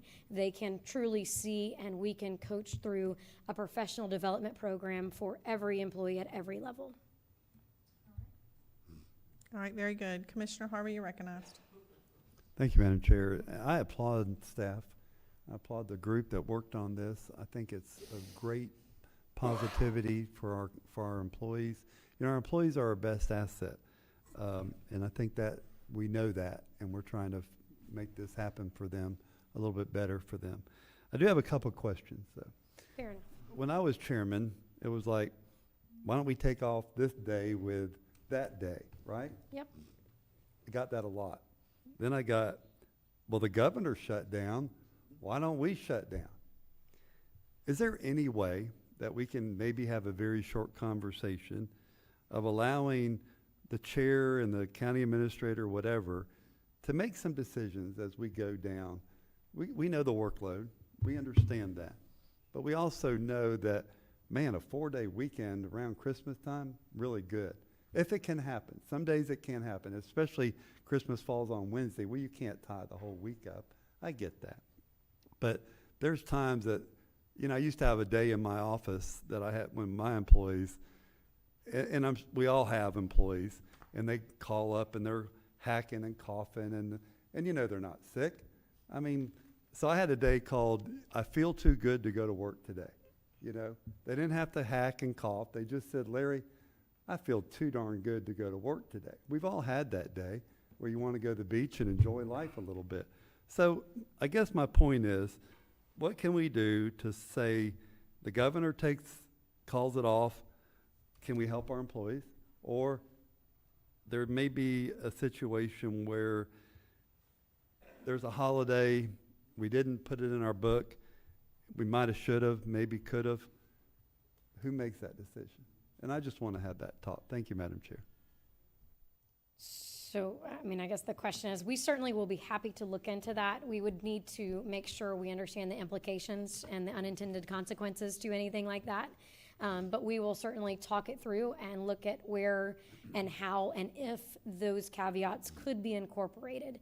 Now, these policies presented to you are set to become effective October 1, pending your approval.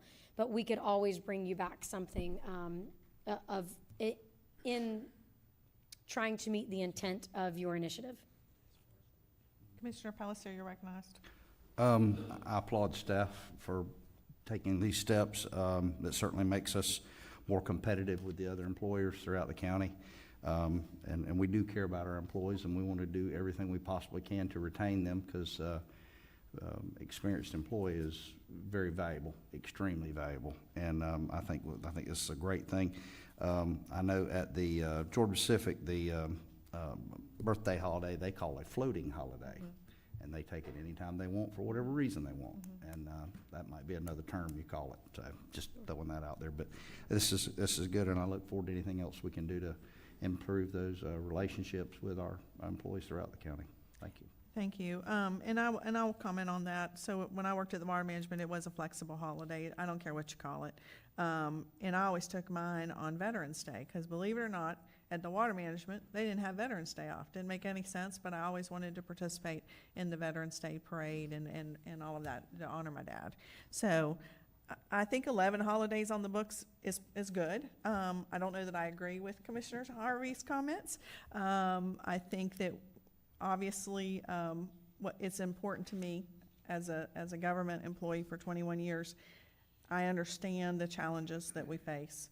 And so retention is, like you said, it's been on my forefront, on Mr. Suggs' forefront, because I always think that the more you're paying for hiring and hiring and training and hiring, training, it costs us more on the long end. And so I appreciate the fact that we've gone this far. I look forward to what we have in the future to work on. And I want to thank the people that served on that committee, because you know, you had to talk about things that might not necessarily be comfortable. And some of them were simple things. Some of them were a little bit more complex. We went over them, and we'll start doing what we can, you know, periodically to make those adjustments. So thank you for that. Mr. Suggs, you're recognized. Thank you, Madam Chair. As you know, we started this conversation back around January of this year. And so I do appreciate the fact that you've taken the lead and are spearheading this process. You know, and going back to Commissioner Harvey's comments about trying to look at opportunities to maybe mirror the state's holiday schedule sometime. You know, one of the things we tried to do last time, and we looked at it when the governor decided to give, I think it was the 4th of July, some extra days.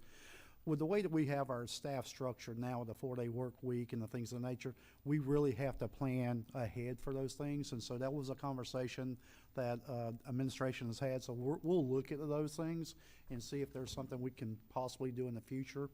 But you know, I think this past year with the 4-day work week and what we're doing today with the policy changes, with the things that we're putting in place, and I know there's more things to come, I think we're heading in the right direction. Retainage of staff was something that was very critical to all of us, you know, and making sure that we got our pay scales up, we got our numbers of folks that were leaving down. Our vacancies are now very limited, and I think that's all due to the working relationship that administrations have with the board, previous board and this board. So I think we're heading in the right direction. But those are all things that we can continue to look at and work on. I think it's certainly beneficial to everyone. And so the only thing I'm just going to say at this point is we hear you, and we absolutely want to do all we can for our staff, but we need to make sure that we provide the service level that we can as well. So we'll continue to look at those things, and wherever we can adjust, we will. All right, very good. Is there a motion?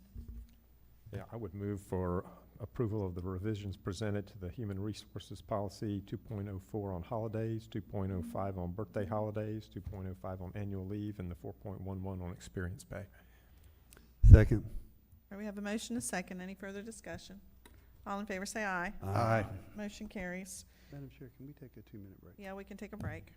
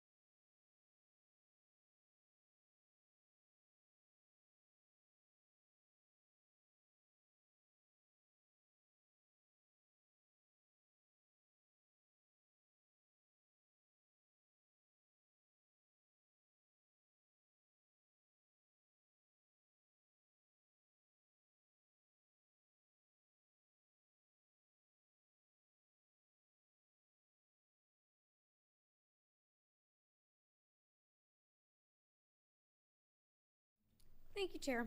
The commissioners at the last meeting requested staff amend the procurement ordinance for some efficiencies in process and thresholds. And so looked at surrounding counties and truly kind of fell somewhere in between them. However, the recommendations are to remove the requirement of the board chair to co-sign. No other county that I can find has that requirement, and from an efficiency standpoint, removal of it is recommended. And to revise the thresholds to the following, I put a grid together to show you what's current as well as what's proposed. And then also, although not asked for, I would ask that we incorporate the budget policy. Currently, our budget policy is not in a document that gets transmitted to MuniCode. And frankly, from transparency's sake, I would just like it in there. That's truly just a staff request. All right, very good. So I'll start with this one. You were asked to do this for efficiency purposes at the last board meeting. When I look at the attached chart, I see that, of course, there's St. Johns County in there, and comparing Putnam to St. Johns County never makes sense, in my opinion, for a whole host of reasons. I could get on a box of why we are not St. Johns County. So if we take that out, because that's truly an anomaly, then when you get up to the quote thresholds, it looks like the cap on for most formal solicitations is $50,000. I believe that to be true. However, they too have not updated their code since 2019. So where you fall, I know that the college locally is higher than that. I think they're at 250 currently. Again, and that 250, just so that you know, that 250 has a correlation, a rational correlation. That's the federal government's declaration of when a bid's required. So a lot of times when you have federal funding, rather than jurisdictions who don't want to apply two sets of rules, because that's what the feds require, they will simply adopt the federal procurement thresholds, and that's exactly what St. Johns County did. Because otherwise, you have to apply both sets, both your local jurisdiction and your federal jurisdiction of procurement rules into every decision made. And then you take the most stringent of each of them. And so, again, that number wasn't made up out of thin air, I guess is what I was conveying. I got you. Well, I wish I had the funding that the federal government does, but we don't. So my concern is that we already are at 65,000, and if we move that threshold to county admin to 100,000, that's a 54% threshold increase. I'm not there. I think that I'm good with all of the other items being proposed until we get down to county admin. Having a threshold up to 100,000, and then the formal bid for the BOCC of over 100,000. I think for transparency purposes, I'm good at 75. I'll give you a 15% increase, but I'm not there at 100,000. And it's not anything against admin or our current group. I think you guys do a great job. But when we make these policy changes, we have to look at the future. Who's in these seats in the future? And for me, it's about transparency and risk mitigation. And I just think that 75,000 is more than what our surrounding counties are doing, and it is reasonable. And so that's my recommendation, but I'm only one vote. Commissioner Harvey, you're recognized. Thank you, Madam Chair. So my question to you then, so we're looking at the proposed, that'll be 3 quotes, county administrator up to 75,000.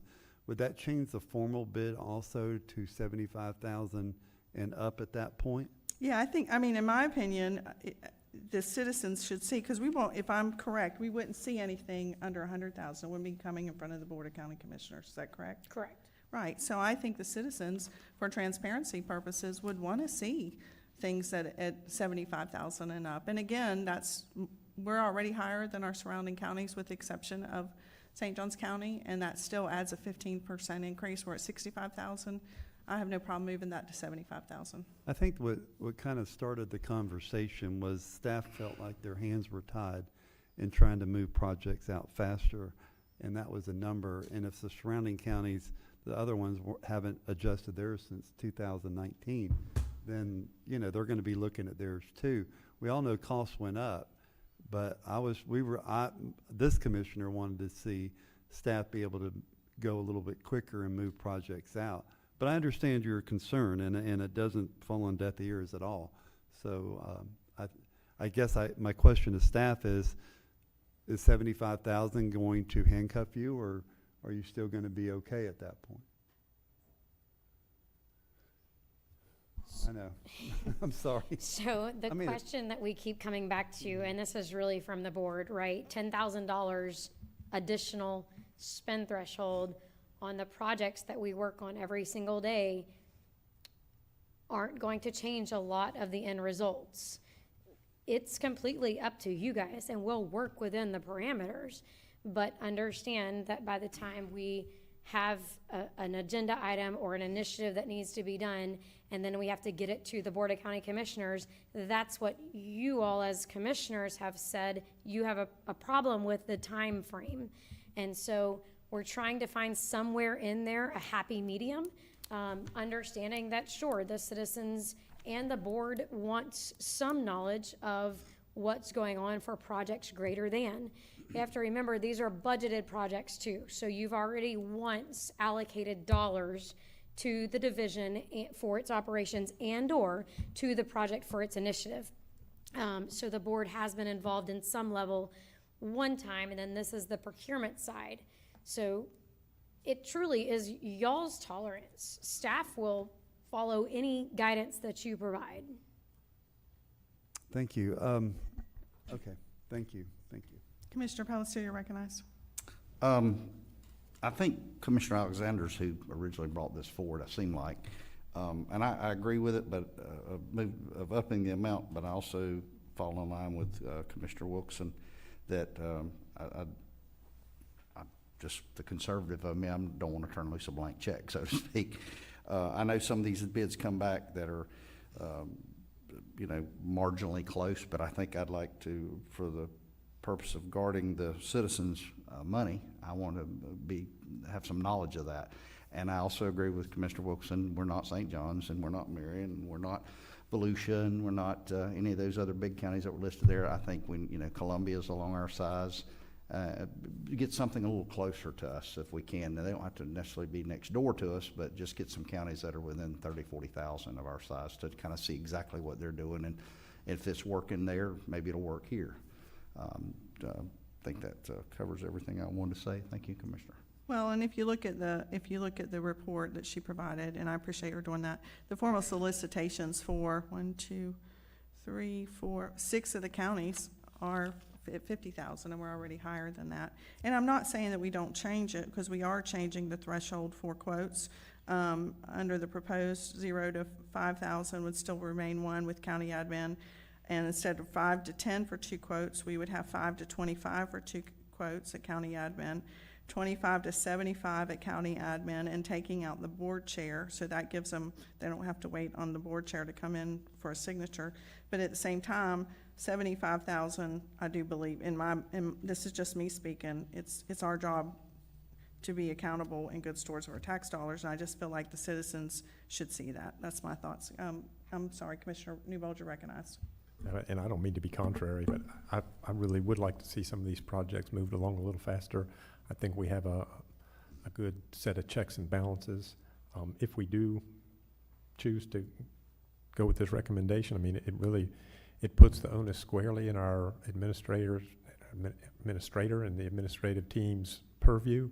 And I do get that they could change over time, and I suppose you could have issue in the future, but I mean, not a lot goes on around here that we don't know something about, and I feel like we get good information from that staff. I'm pretty comfy with that level. I mean, we are certainly not St. John's, but I think we are on the cusp of growth and activity more so than a few of those other smaller counties that were polled.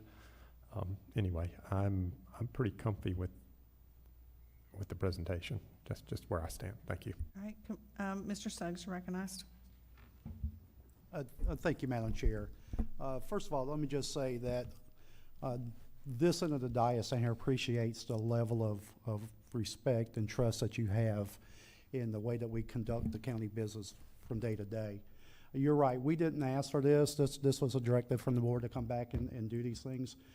Well, one of the things I shared with each one of the commissioners is the thing that you guys have done a great job with in helping us is putting together a procurement ordinance that holds us accountable for every dollar that we spend. And I think that is the checks and balance that you have in place that will allow us to do the things that's being proposed here today with a lot of oversight. I do absolutely agree. Transparency is a critical piece of this process. I appreciate Commissioner Newbold's comments of being that there's very little that you guys don't know about. You guys are very active. You come to our offices every day, and we appreciate that as well. You know, but I will go back and say, as staff didn't initiate this conversation, staff was excited about the opportunity because we do have a lot of projects.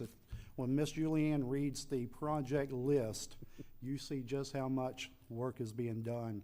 And sometimes it does become cumbersome to be able to have to tell someone, no, you're gonna have to wait till we get it back in front of the board. And that could be 2-3 weeks down the road for us to bring it to the board to get final approval to do what we could have done 3 weeks earlier. But it is absolutely, you guys are the policy setters, and we will work with the tools that are given to us. We have done that for 8 years, and I applaud my staff for getting the amount of work done that they've done, and with the procurement being what it is. And so, you know, it's absolutely your decision, and we will honor either way that we go. But know that there is an ordinance in place that holds us accountable. And so, if there's ever a question, that is certainly the avenue to take. And we'll be as transparent with you folks as we always have been. So, but thank you for the consideration. And again, you guys are the policy setters, and we'll absolutely work with the tools that we're given. All right, back to the board. Madam Chair, it appears in the recommendation that staff wants to bring back a clean ordinance for adoption. Is that correct?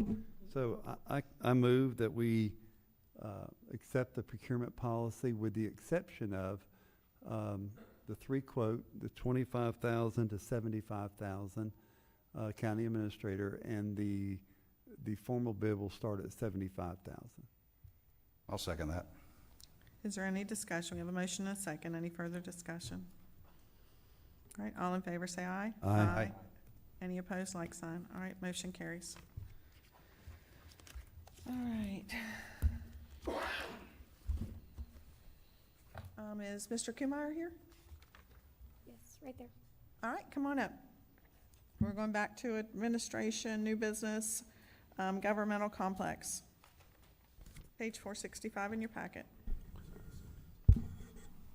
Or your computer. Hey, Joe. Good. So you were asked today to give us some potential uses for the phase-out renovation for the vacant building here at the governmental complex, which is just the rest of the building for public input or for public knowledge, the rest of the building here. The old Pantry Pride building, don't get Mr. Harvey started on his stories, but yeah, the rest of the building. Yeah, so roughly you have about 19,500 square feet adjacent to the space next to you. Could you pull that microphone? Oh, sorry. There you go. Yes. So you have about 19,500 square feet, this space adjacent to the office space you have next door. We were looking at some different options for dividing that space and utilizing it for additional storage. Right now, a lot of storage is being held in the back of that building, and whether or not we want to maintain, half of the building for that purpose or scale it back, that would be fine. But that would roughly give us around 10,000 square feet to subdivide as we, or as you see fit. In talking with some people, they were talking about potentially moving some facilities from one location to another. I think one of the opportunities was the tax collector's office could be moved into this building, bringing them essentially home to the rest of the county, and potentially a daycare space for people that have children that work with the government offices, that they can drop off their children, and it could hold them during the course of the day. And there's also the opportunity for any kind of locker rooms, showers, or any kind of physical activity spaces as well. So those are all kind of the spaces that we were considering using for the adjacent space next door. If we and all of these would be programs or facilities that would work in the best interest of everybody in the county administration offices and everybody else in the county as well that works for the county. So you have plenty of room. Looking at typical sizes, you know, you could get a daycare facility, you need about 4,000 square feet for that. Office space, you need about 2,000 square feet, you know, for office space for little nodes of different or specialty compartments within the building. So that's what I've been working on. And then I was hoping to talk to you and address the board and say, what do you think would be a good use for some of the spaces in there? Now, I know we have a plethora of, you know, spaces like this, so we don't need massive office or meeting rooms. And we have some conference room spaces, but, you know, that offers another opportunity that we can actually build something out that would be a conference room space that the county could use, and it could also be on lease to other people that would want to use the space as well. Right. It has a lot of frontage on the parking lot and everything. There's plenty of parking, and there's plenty of areas for, let's see, I don't know how you could say, just the available space it's present. You know, you're not putting something in an area where it's already highly congested and you already have a lot of traffic issues. You have a space that you could potentially put a lot of people in and actually use it for rentable space for others in the county. There's not a lot of large rentable spaces in the county, and I know that some people are looking for it. You know, in the realm of 200 people, 200 to 250 people, people are looking for spaces that big in Putnam County, and that list is very short on spaces that are available. So it's another opportunity to generate revenue. All right, very good. Commissioner Harvey, you recognized. Thank you, Madam Chair. And yes, I worked at Pantry Pride as a young man, back in the same plaza that I started in. But that's not the question. The question I have is a bunch, number one. Sure. Years ago, we've actually talked to a few people who were interested in renting some of that, and for offices and large meetings at the same time. Mm-hmm. But my question to you is, what are the bones of the building? I mean, is it going to take a lot to rehab that, in your professional opinion? I think the roof is good, right? If the roof is good, which I haven't been on top, so I don't know about the roof. I know it has leaks, I think. But it would be like just about any other project. It was a mercantile type space. It was outfitted with old mechanical equipment that basically just came down to the roof, and in order to adjust it for a space that would be what you're talking about for, you know, office spaces, it would go into a general kind of construction costing for renovation. It's not really necessary, because now we're taking something that was providing similar airflows into any kind of a Winn-Dixie or a Publix or something, you know, where it just has the rooftop unit that just distributes the air and returns it back in the center to a ducted system. You know, that's going to be a pretty costly endeavor to do something like that. Partitioning the space and the building into different allocatable or rentable spaces, also everybody's going to want their own, and we could talk about the logistics of that, but everybody would want their own meter, their own costs associated with just their individual space, unless you worked into some kind of a program where they provided a cost to you and you just provided utilities for everybody. But I mean, it's no more than the cost. It's a lot less than the cost of building anything new. The exterior walls are in great shape. You have a large space, the floors, the concrete and the floors there, and you have a roof and a ceiling, and it's an insulated space, essentially. So you do save a lot on the exterior structure of the building, and that's typically between 20 to 25% of the cost anyway. Everything else is going to be on the inside. So. Did you look at the other buildings in the plaza too, or just that one building? I mean, the other rentals down there, you probably don't know the old barber shop and the Tom Falvey's and the. No, I really focus just on that. Yeah. Just past the Chinese restaurant, there's 3 different facilities there, if I'm not mistaken, that used to be there. And then over towards the Veterans Center, there's I think one building that's still vacant there. Because I think we need to look at a holistic approach of what we could possibly do and what we want to do and what's our goal there. I do applaud the fact that, you know, I'm happy with the fact that they might be thinking about moving into this area, the other constitutionals. But at the same time, I'm concerned about drying up downtown Palatka if they do that. So I don't know I mean, that's going to be a decision they'll make. But I do think it's time that we look at all of our facilities that we have, just not on this complex, but on this complex to start with, and see what's available. What can we use? What don't we? We have buildings that have been sitting vacant for years and years and years, and we got people begging for space. So maybe it's time to invest in ourselves and look at building out of what we want to look like in the future. And I know we got people knocking on our door asking us, so that's a good problem to have, right? Absolutely, yes. Yeah, I know, so thank you. Yeah. But I would encourage you, I don't know where your scope of work stopped at, but there's a lot more than just the old Pantry Pride building. Okay. In this complex. Yeah, I'll And I'll what talk you with- probably don't know is the grass pad out front used to be an old security feed and seed, remember that? The old- And that was a big building out there. So even that could be used for something one day if we had a big master plan of where we're gonna go in. Because let's be honest, we got plenty of parking. Parking is not an issue here, okay? We don't have a lot of facilities being used out. That's the key. Sure. Okay, thank you, Madam Chair. Absolutely. Commissioner Pelletier, you're recognized. Commissioner Harvey, I'll take you back a step further, the old KFC and Granny's Roller Rink. I remember Granny's Roller Rink. Do not forget that. And the Biff Burger Chef. That's All correct. right, stay on point. We're just going down memory lane a little bit. Okay. Big old hamburger, though, I tell you that thing. Yeah. Since I took this seat, that's been something on my mind that I wanted to see is this whole complex utilized, because it's just sitting here.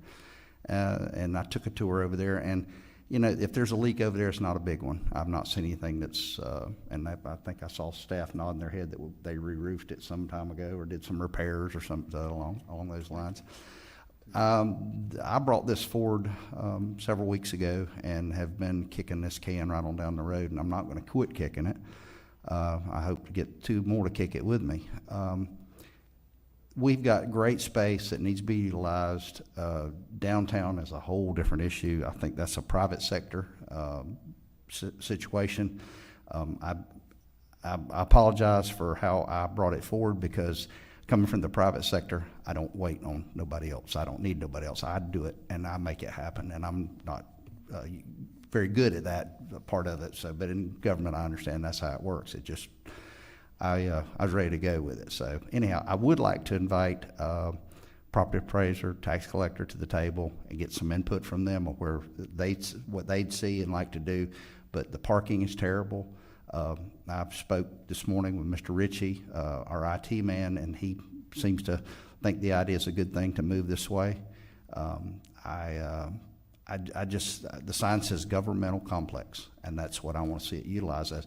Now, that parking lot we have out there is, we got a lot of land, but it's not designed very well. It needs some new lineage, and I don't know who drew it, but it's not good. And if we needed to add on some parking, we could do that, as long as the big oak tree don't come down. It stays. No, I want to see this project move forward. I want to have some more conversation, like I said, bring IT and tax collector and property appraiser to the table and let them have some input on it. But I think bringing them out here is definitely the way to go to enhance our facility and make it more user-friendly. And as I say, one-stop shopping. While you're here, you can get your hunting license, fishing license. You can go over and take care of your voter ID card. You got something at building and zoning, whatever you need to do, you can do it right here, one stop. And because there's no parking downtown, and that's horrendous. But anyhow, I want to see this move forward. And you stole a little of my thunder about the child care for employees. That's a bonus that I'll have in back of my mind also. We have not voted on that, just for official record. I know. Commissioner Harvey, you're recognized. Thank you, Madam Chair. And I'm a little concerned too about competing with private sector on that, but that's okay. We'll get to that conversation. I guess my question now, because I want to wave and support. I want to move forward. What does that mean? What does that mean when Commissioner Palacios says he hopes he gets a couple more on board? You know, in our business, it takes 3 to to move things forward. So where do we go from here? You're standing here saying we got good bones, right? We got space for parking, might not be exactly the right lines, but we can fix that. That's might be the cuts are wrong. Back with a master plan? Can we, I just Staff, ask a tell me- question, is, I mean, some very high-level direction would help. Do you want 15,000 foot of office space? Do you want 5,000 foot of retail? Just some generalized, real, high-level. Well, since I have the floor, I think there's no doubt that we talked to IT years ago, and that's something they need to do. And if you ever went up to their building, that's terrible up there. So that's the low-hanging fruit right now. And then building out maybe just big spaces right now where we can clean it up, put a floor in there, put walls, and then how do you want to look like, what do you need, okay? Yeah. I remember when I first got here, the business park, it was a conversation about dividing that up. And I said, no, we don't need to do that. Just leave it whole and let you tell us what you want to do with it. So I think we need to look at the whole plaza, and I agree, the tree needs to stay. But, you know, what do we look at? Do we have good bones, or do you say that needs to go, this can be combined? We could take that office building and make a bigger veteran service. You know, I think those are the conversations we need to have right now and say, that's what we want to look at in the next few months. Okay, sure. so I know, are you done for a I'm second? done, Madam Chair. I feel like this needs to be a workshop, or some other further bigger conversation, because, we're not gonna figure that out today, and there's some questions that has to be answered. One of those is funding, obviously, that's a big deal. How do you fund it, right? And then what is it you're trying to accomplish, and all of those things. So I think, now that we know that there's good bones, we have to do some kind of cost-benefit analysis to come back and say, you know, is it better to have retail? Is it better to have it for other offices? What does that cost mean to us? And that's where I'm at, is I think we just have to schedule a workshop. Commissioner Pelletier, I know you had your button pushed. Is that I where you were did, I going? retracted it. If you want to workshop it, that's fine, but I still feel like it's governmental complex, and that's where it needs. I don't want to see money wasted on making it, you might say, just versatile to, oh, you could go this way, you go that way. Know what you're doing from the start, build it that way, and save a lot of money, whatever Well, it and is. I think those are conversations we work out in the workshop. I think, Sure. you know, like you said, to have some of the constitutionals come forward and Absolutely, and have all that meeting publicly. absolutely. All right, and so I guess what we would be looking at in the future is what would the cost be on a roughly, I don't know if there's a range of square footage, and I know that's going to depend on what we do in that square footage. Of course, yes. Okay, Yeah. all right, thank Yeah, you. Absolutely. Thank you very much. Thank you, Joe, appreciate you. All right, we are in impact fee discussion on replacement structures. Was that in our packet? Thank you, Chair. That's a discussion, it's in your packet. So we're in the finalized details of our go-live date for impact fees. Water and wastewater, as you remember, when we passed the ordinance, did not have a kind of dormant phase-in approach, so they're active. But the general impact fee active date is set for September 8th. A question has arisen on how to treat replacement units. We've researched it, staff has researched it, we've consulted with other jurisdictions, we've also consulted with our consultant that we engaged, as well as legal counsel. So the current application is that if a structure was on a parcel as of March 1, 2024, the property is exempt from an impact fee if they were doing a replacement, a like-for-like change-out of that structure. They were gonna demo and rebuild the same like-for-like structure.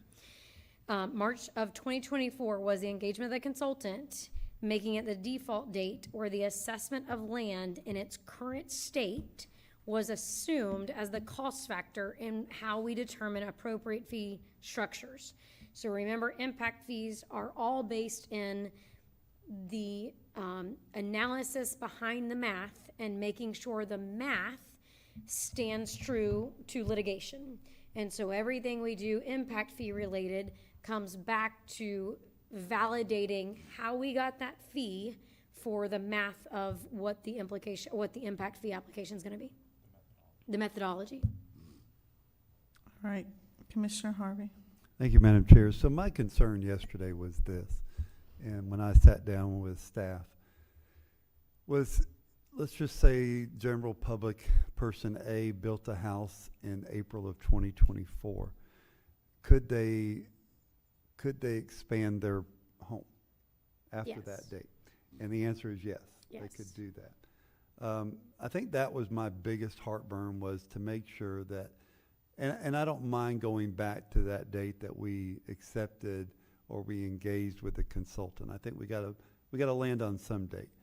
I just want to make sure that the public, because we had one today where the person couldn't rebuild because of zoning, and that's a whole different conversation. But, you know, if somebody built a home and something happened to it, we sure don't want them to have to pay an impact fee based on that date. So that was a concern of mine, and I've been assured that that's not going to happen.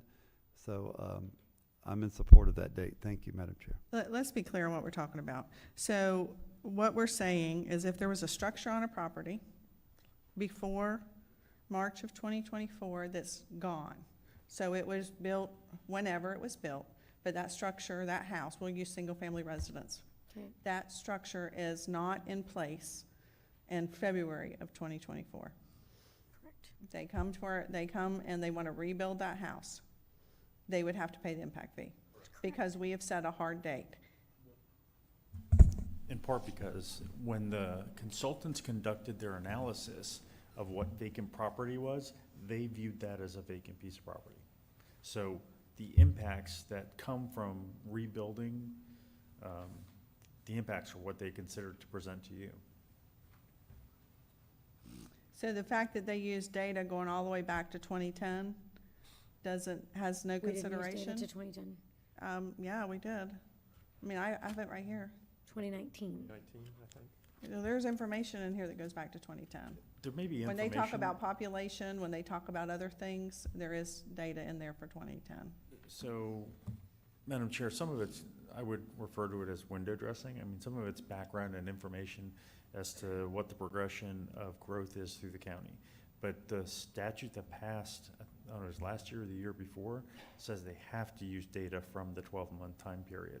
So even though it's in there, I don't know that that necessarily is part of the consideration for the calculation and the methodology.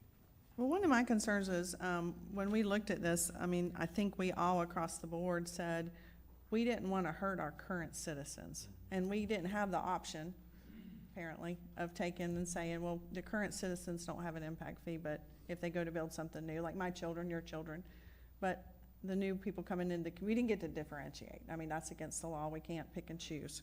We all worked that out and hammered that out. So my challenge is, when I thought that they weren't going to have to pay an impact fee because there was a structure in place at some point in the past, I didn't know there was a time frame on that. I was hoping that we would lessen the burden from our existing citizens. You know, it'd be nice to. So are you saying, Mr. Commando, that other than the March of 2024 data, can we go back and talk about the fact that there was a moratorium in place and those kind of things? You can set that hard and fast date at whatever the commission wants that date to be. But this is what I mentioned to Commissioner Harvey on a separate topic. Whatever date you pick, somebody's going to come forward with something that's prior to that. Oh, I understand that. So, Zach, can you tell me when our moratorium, when we took impact fees from 2006 to what time in 2009 or 10? Thank you, Madam Chair. So the impact fees were adopted on October 10th of 2006 with an effective date of February 1, 2007. The moratorium was passed with Ordinance 2009-02, March 1st, 2009. March 1st, 2009. Well, one thing I think for sure, and I'll use Mr. Grimes as an example, he likes to tell us that he paid an impact fee when he bought his house. So I think Mr. Grimes should never have to pay an impact fee again because he's already paid his impact fee. So is there already an exception for people that have paid their impact fees? If he were to tear his house down and then 2 years later his daughter inherits the property, would she have to pay the impact fee? His structure was standing as of March 1, 2024, so it was calculated as a structure that had a impact already. So no, if Mr. Grimes demos his house tomorrow and does not build it back for 5 years, he doesn't have an impact fee. Okay, okay.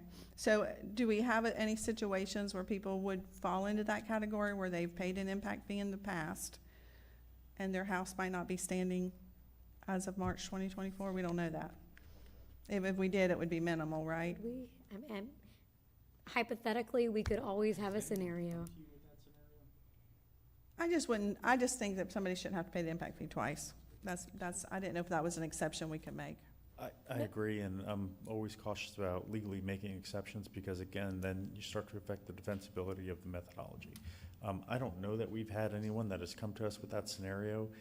If they do, then we'll do everything we can to work with them. Okay. All right. Commissioner Pelletier, you're recognized. First off, let me make it very clear, I'm in favor of impact fees. We have to have impact fees to be able to take care of the people in our county for the amount of growth that is about to be brought upon us.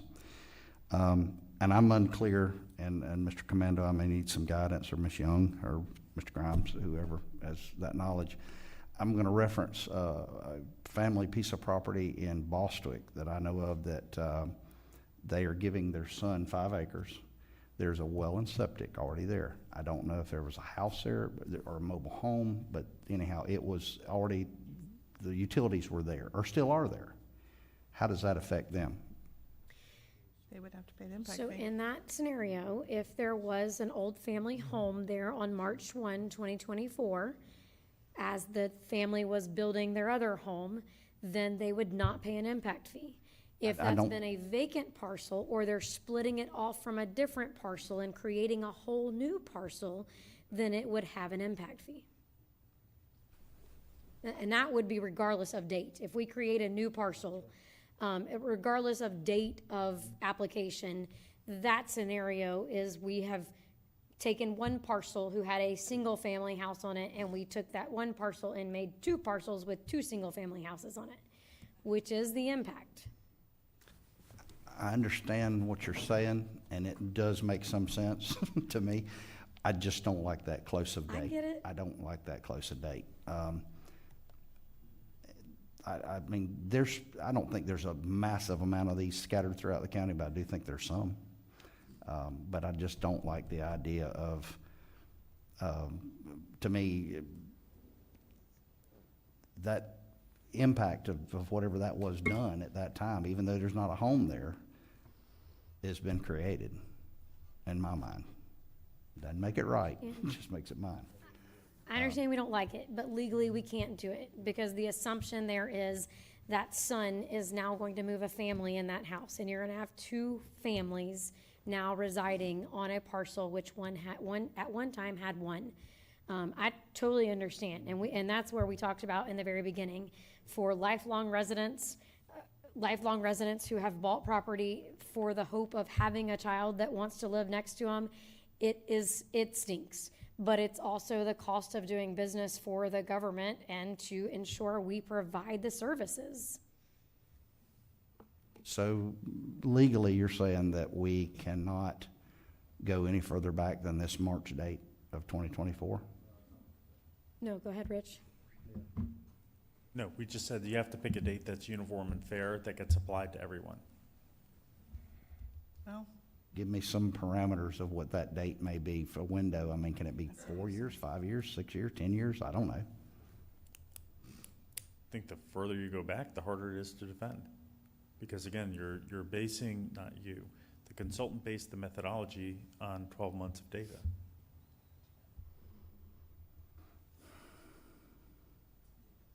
Okay, I'm done. Commissioner Newbold. As I understand it, they took a window of time, and I thought it was more than a year. I thought it was a greater period than that. I thought it was 5 years.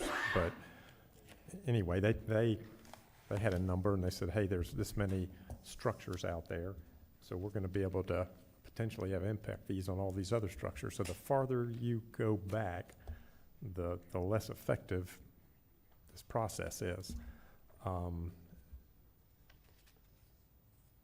Is that correct? So the reason we hire consultants is because they're a lot smarter than I am. But a lot of factors go into how they make that calculation. Some of it is what the cost of the different service the government provides was at that time. Okay. And that was my understanding of why the legislature wants the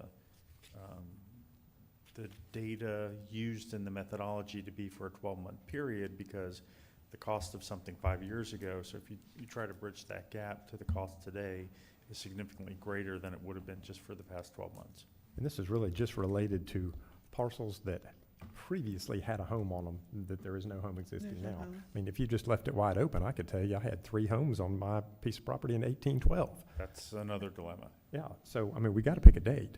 So it was my understanding that there was some 5-year data here. I would be comfortable with going back 5 years. It gives folks some time, and it's not a terribly burdensome time period. I say we suck it up for a 5-year period and run forward. I mean, I do see that it says right here, land sales between 2019 and 2024 were used. So you can flip through and there is different data in here. This one's between 2019 and 2024, depending on, which topic they're looking at. Mr. Grimes, you're recognized. Yeah, being as my scenario was brought up, I want to bring up the scenario. I may be one of the largest families in the county that's been here the longest. And in 2009, when I built my home, there was 2 houses on that parcel of property. The County Land Development Code made me divide a piece of property up because they told me I couldn't have more than one home on 25 acres. Now, there was 2 homes on that master tract of land.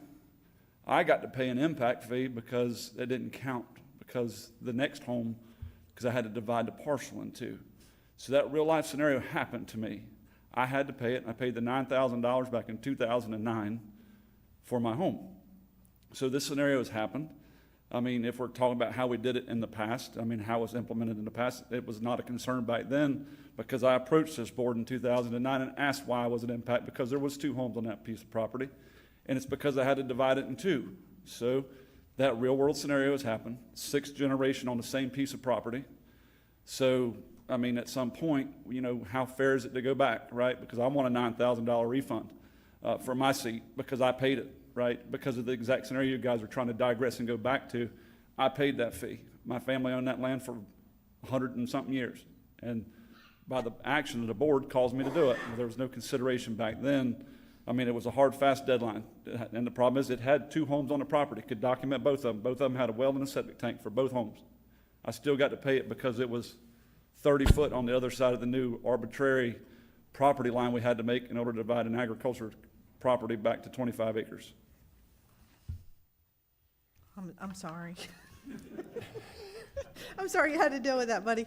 Yeah, but if I had to I pay get your it, point. why is it not fair for everybody else to have to pay it? I get your point. Commissioner Harvey, you're recognized. I'm still trying to digest that, Madam Chair, but I am sorry too.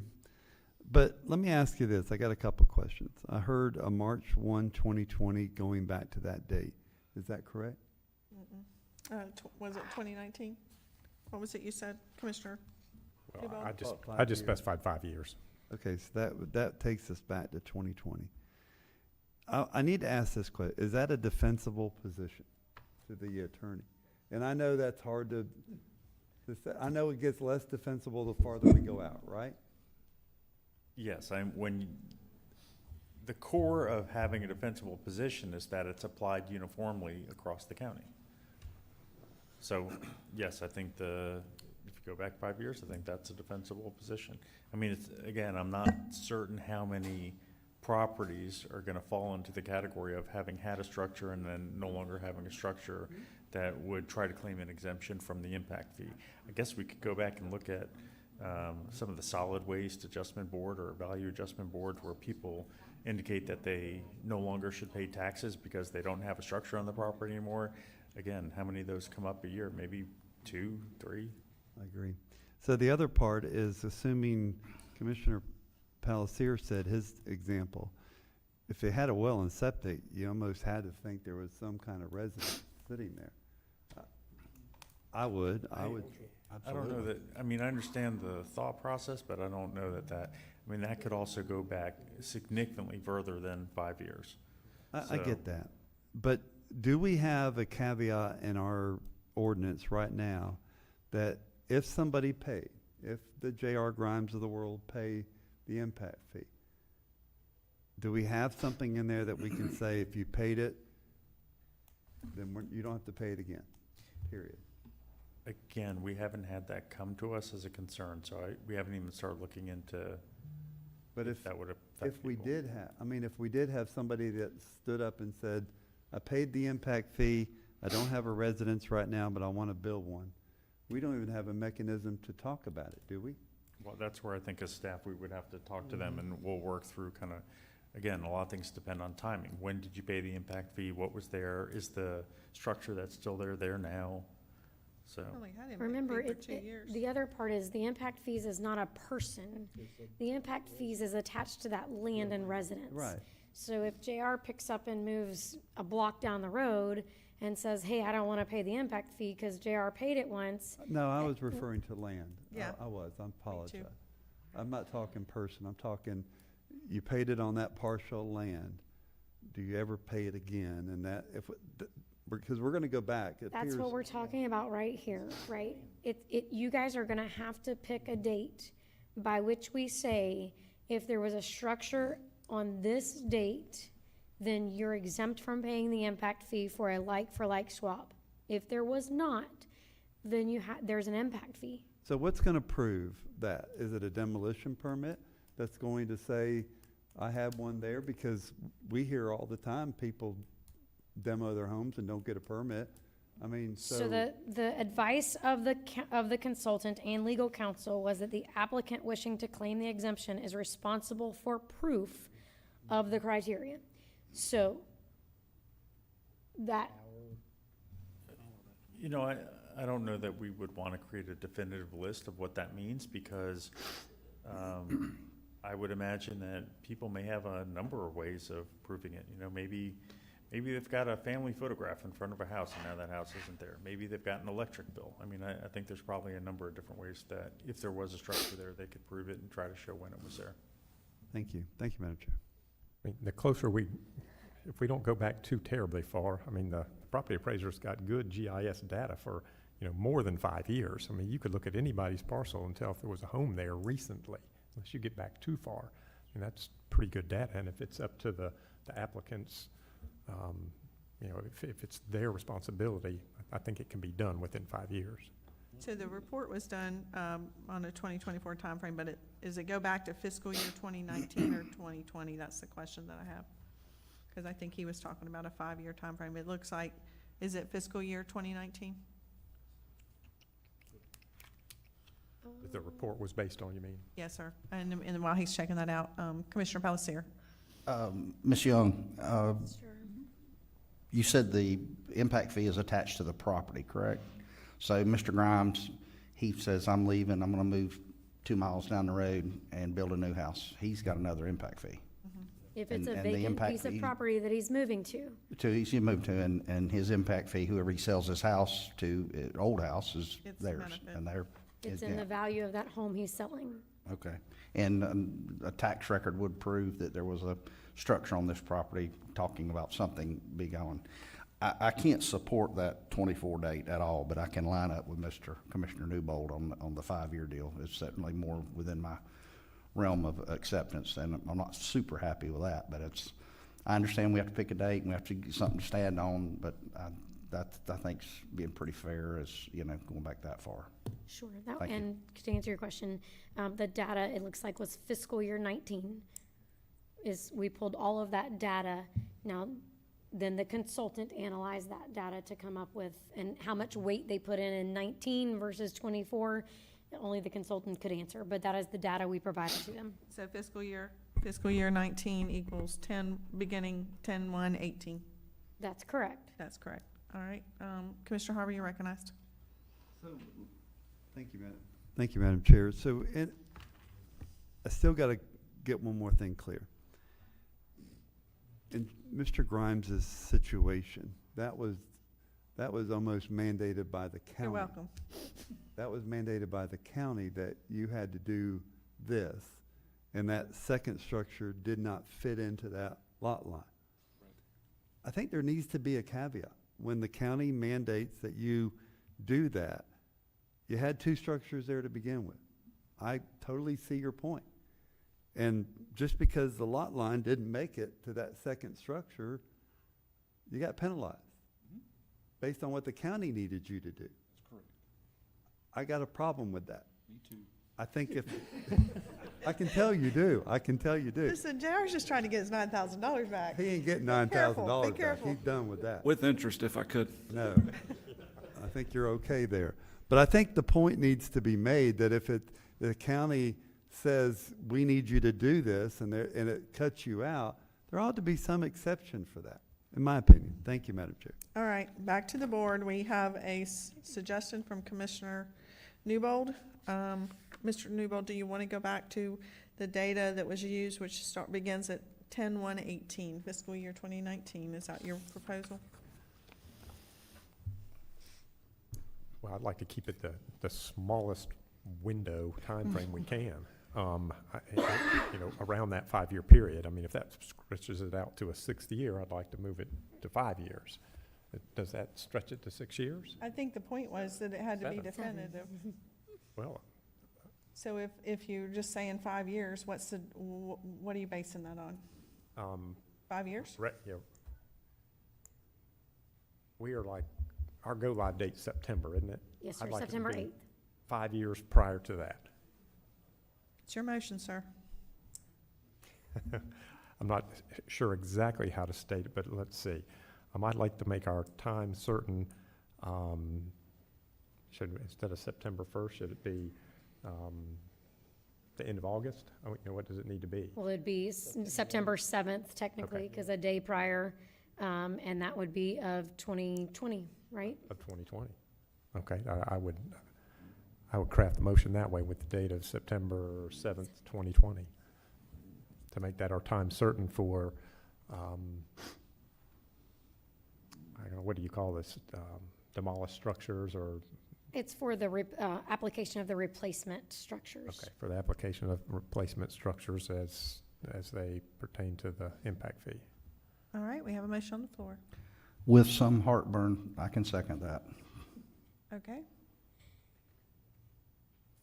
All right, any further discussion? I do have, Madam Chair, I didn't hit my light, I apologize. That's fine, you're fine. I see your point. In the packet, if we're using 19, does one more year make a difference? And is that defensible? And I think Adam Putnam, when he said you can't defend the undefensible, but if we're using data back to 19, Fiscal year 19, I think that's a defensible position.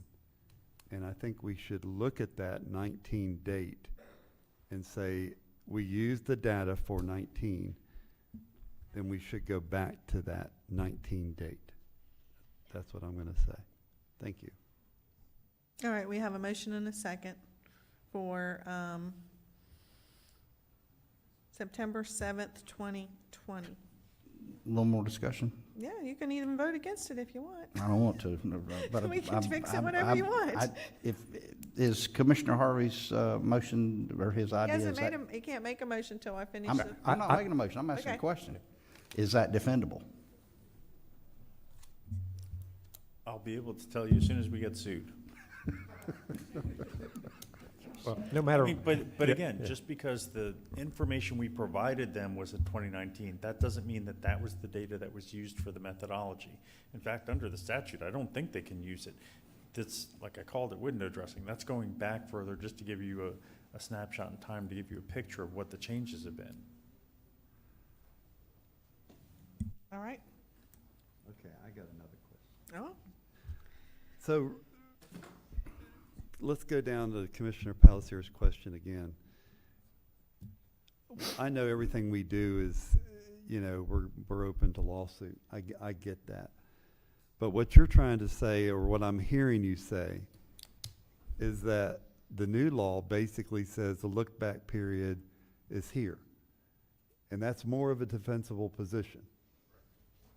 See, I think we either go back to 19 or we completely get rid of 19, 20, and we go back to 2024, because what I'm hearing you say is that might be the actual methodology that was used. That's what I'm hearing you say. I'll recraft my motion to go back to that 19 date, if that'll make it simpler. I think he went in the opposite direction. Well, I went the opposite No, I direction. think he went in the opposite Well, it doesn't direction. matter what Yeah. date. I think we just need to, I don't know. we're gonna be sued one way or the other. I'm sure somebody's gonna say, I'm gonna challenge. That's right. You know, I want to give some grace to people that are going to fall into this little spot. But we can say we use the data back to 19. That's fine. At least if we say 20, well, where did you come up with that at? Well, All right, you want to remove your motion? I'll just amend that motion to Okay. change it back to the date of, what is that, September September 7th of 19. 2019? Is that what I'm hearing? Can I? give you dates all day long, but your chair's shaking her head no, that we're not doing math right, so.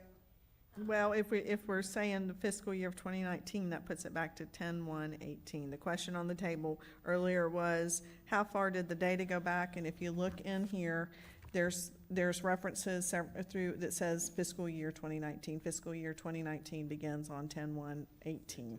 So it's one of this is a tough decision, right? Because it's like you're going too far back, you're going not far back enough. How do you pick it? But it's got to have some correlation. So whatever your pleasure is, Commissioner. If you're saying, what are you saying? September is in fiscal year of that year, so I think we're. Fiscal years beginning October 1st. Correct, but September 7th of 19 is still in that fiscal year of 18. I got you. If you pick that 19 day, I mean, it's 5 years. I get it, you know, fiscal years, calendar years, all that jazz. It's a 5-year period. There's no perfect date. I don't There's no suppose. perfect date. So you just want to stick with your. Yes, with the. All right, let's start all over. Erase everything. Start all over with the start all over with your Did they motion. remove their motion? Yeah, remove your motion or Okay. amend it back to where you want it to be. I'll withdraw the motion and restate it that I'd like to set our time certain date for is it September 7th, 2019. All right, we have a motion on the floor. I will second that with even less heartburn. Thank you. All right, we have a motion, a second. Any further discussion? Comments from Mr. Commando? All right. All in favor say aye. Aye. Motion carries. Thank you, Commissioner Newbold. That was painful. I'm sorry that was so cumbersome. Me too. It is what it is. We have to work through these things.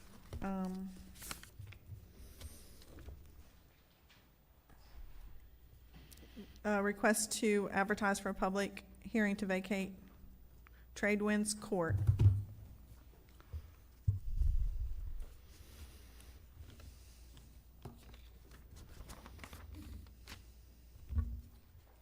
Good morning. This is just the first meeting to request to advertise. Tradewinds Court is off of McLean Boulevard, down in Crescent City, where we're doing a dirt to pave. Tradewinds Court is an undeveloped right-of-way.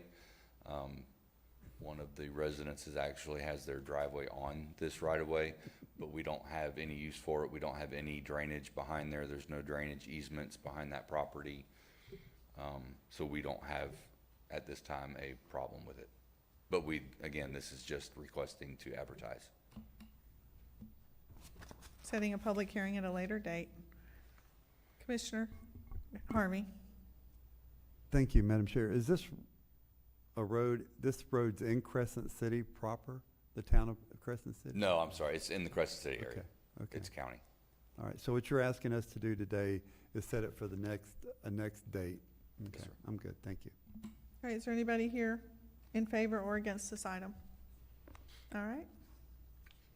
What's the pleasure of the board? Madam Chair, I move that we take this item to the next available meeting of the Board of County Commissioners. Second.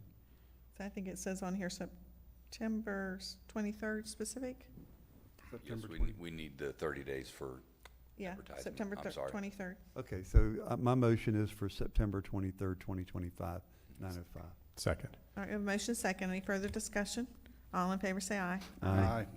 All right, while you're there, you want to talk about road restriping fiscal year 2025? Is that you? Yes, we came in, we put out the roads for restriping. Our budget is 139,000 and change. It came in 70,000 something short from the proposed bid, and so I just need direction from the board to value engineer it down to the current budget, or can we fund it to the full price? Commissioner Palatka, you're recognized.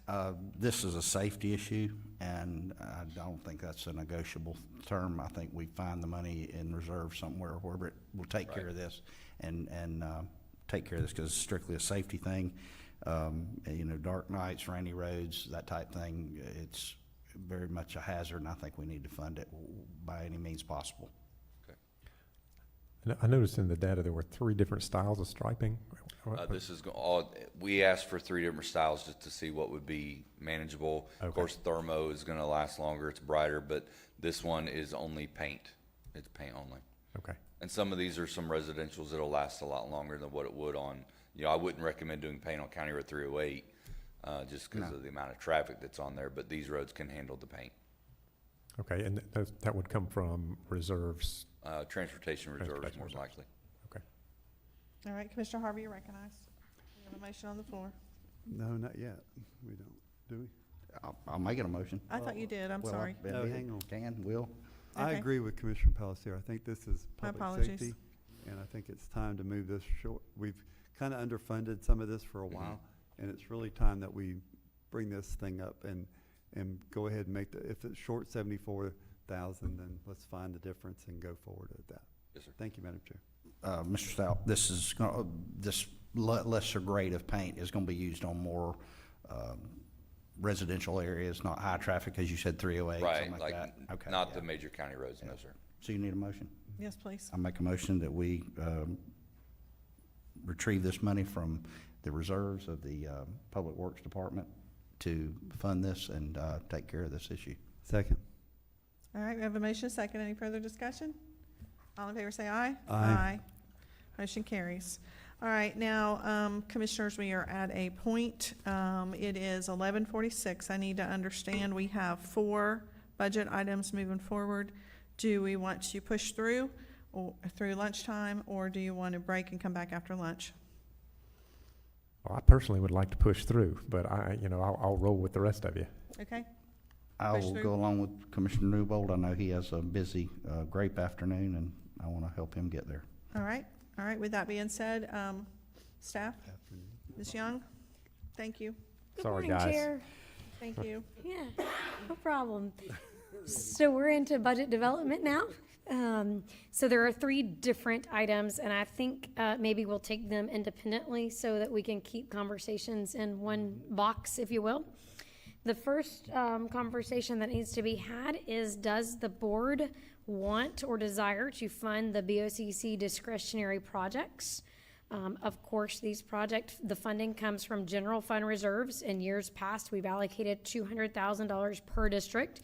The funds still have the stipends that they have to be otherwise lawful, a purpose of a taxpayer-funded project. It must be one-time or a capital expenditure project, cannot create a reoccurring obligation. They must fully comply with the procurement ordinance, and that the fund balances are reported during the quarterly budget reports. All right, Commissioner Harvey, you're recognized. Madam Chair, I think this is one of the best things we've done. It's a kind of I look at it as it's not a slush fund, it's a strike force fund for me. I look at when staff has something they need done, or we hear it in the community, then we can move pretty quickly. So I support this $200,000 per commissioner discretionary project fund. Is that a motion? It is a motion, Madam Chair. Is there a second? Yes, there is. Any further discussion? Yeah, I'd like some discussion. These funds come from our reserves. These monies are going to be spent on worthwhile projects within our districts. I'd like to see that number increased a little bit. Do you have a suggestion? I'd like to see it go up at least 50,000. I'd push for 100,000. I would amend my motion for every commissioner's district to be 250,000. I will amend my second. Further discussion? All in favor, signify by saying aye. Aye. Motion carries unanimously. FTE positions? Yes, sir. Yes, ma'am, Chair. So staff is recommending some additional positions in the following divisions to satisfy the increased demand and services on these divisions. We do recognize that there are a lot of departments that are seeing the increased demand, but we're striving to do this incrementally, if you will, provide some FTEs this year to those departments that are seeing the most critical service level demands, and then to continue working towards, in future years, augmenting staffing levels to balance out in the future. So based on conversations that we've had with each of the 5 of you, we know that Veteran Services is in desperate need of some additional staff based on the number of veterans that they serve in our community. Codes Enforcement, Parks and Recreation, and the proposal is for 8 fire rescue members, 7 of them being firefighter, medics, EMTs, and then 1 departmental trainer, which will develop job descriptions later. All of these positions have been tentatively placed in our very fluid budget at this point, but they are tentatively there, but we do need board approval on the FTEs. That was going to be one of my questions. Do we have the fiscal impact? Do we know what that is? I do not have that off the top of my head, but I can certainly get it to you. Well, if we're working it in our budget, I mean, I think that it's obviously you feel like we have it covered. Yes, I do have it covered. Again, tentatively, it's still very fluid. The state has still not released revenue projections. They have one job once a year, and we don't have them yet. But that's a side note, I guess. Well, and it might roll in, yeah, y'all didn't feed me. What's what happens? No, this is what happens at lunchtime. Well, and it might roll into the conversation we're about to have regarding holdbacks on For the next sure. conversation. But, okay. Commissioner Harvey, you recognized? Thank you, and I didn't mean to laugh but you're right. One job, right? Let's get it over with. I support these FTE positions. I think it's very important. I spent a lot of time yesterday with staff and JR with the fire rescue. I think that's going to be a really good stepping stone to get where we need to get. So I support all this. There's no doubt people are using our parks and recreation more and more. Codes Enforcement, we need to get that up, and Veteran Services, we can't do enough for our veterans, so I support that, Madam Chair. Do you want to go into the next conversation or vote independently? Vote independently, please. All right. Madam Chair, I move approval of the FTE positions as stated in our packet. Second. I have a motion and a Second. second by Commissioner Newbold. Any further discussion? All in favor say aye. Aye. Any opposed, like sign. All right, motion carries unanimously. So again, Commissioner, or Chair, as we have talked, we've had budget one-on-ones with each of you guys, actually multiple times with some of you. And staff is doing everything we can at exploring millage reductions up to and including hitting that rollback rate without any further adjustment to your constitutional offices. We know, we've heard from them that they don't have anything to give. They don't have anywhere that they can yield savings. And so when we look at millage reductions, it has to come solely from the board side. What we do every single year is we take 20% of net new revenue and we restrict it for the board to direct how they want those funds to be spent. Now, important to note when with these numbers, as we talk about, this would be about 750 of that came from the economic incentive plan that we were on the books for with GP that's been satisfied. So think of that as your obligation is clear and that revenue that their property is generating is now kind of released as free dollars. So not all of that came from just value assessment. Right. In fact, the majority of that came from that GP dollars being released or satisfied. So what we need to know at this point, or what I need to know as we finish out the budget cycle, is what is the BOCC's direction for those dollars? And if we're at our current millage, then you've got about $950. Again, $750 of that is from GP. If we're talking about millage at the rollback, you've got about $800,000 that's sitting in your BOCC. Again, $750 of that is from GP. Commissioner Harvey? Thank you, Madam Chair. I think what's important right now, and this board has strived over the years to get that millage down and down and down. And we're close as we probably have ever been since I've been on this board to go to that rollback rate. Not because the Doge thing and not because that makes the headlines and I'm not worried about that. You know, for years, we had a commissioner that really wanted to go to rollback all the time. We just couldn't get there. We tried so hard. And this year, and again, let's be honest, some constitutionals didn't get everything they wanted, but they got close but this is a year that we could take that and almost get, and I want to be clear.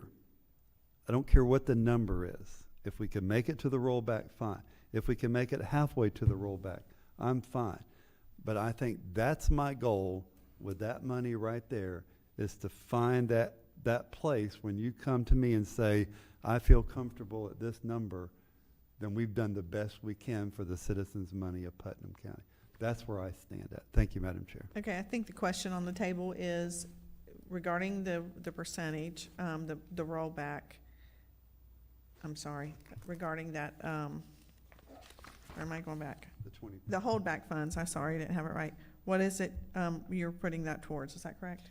Right, so I think what Commissioner Harvey's advocating for is to chip away at the rollback as much as possible while maintaining the other initiatives that we've already discussed. Correct. Okay, gotcha. Thank you. Any further discussion? All right, does you need a motion on that? Motion consensus something. I need to make sure we I know agree that with this what is where the Commissioner board Harvey's wants to go. saying. Waive and support? Waive and support, consensus? Yeah, I'm okay. Consensus, all right. I can work with it. All right, next agenda item, capital improvement plan.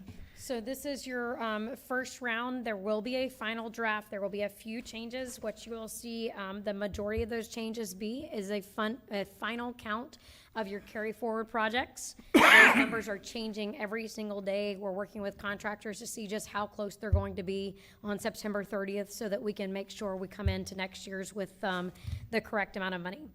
What you see as from your departments as to what they need to sustain their operations for next year, that's in the fiscal year 26 column. Capital cost is that would be new capital cost for next year, not talking about carry forward projects, but true new. All of those funds will be funded through the reserve pots, with the exception of there will be a transfer. There's a proposed transfer to the East Putnam Utility Fund in the amount of $10.3 million. The funding covers the estimate of the budget needed for the Phase 3 expansion and the purchase of the adjacent property. Those funds are proposed to be established as a loan from the general fund to the East Putnam Utility, and then will be due back as impact fee revenues generate the adequate funding to make us whole again.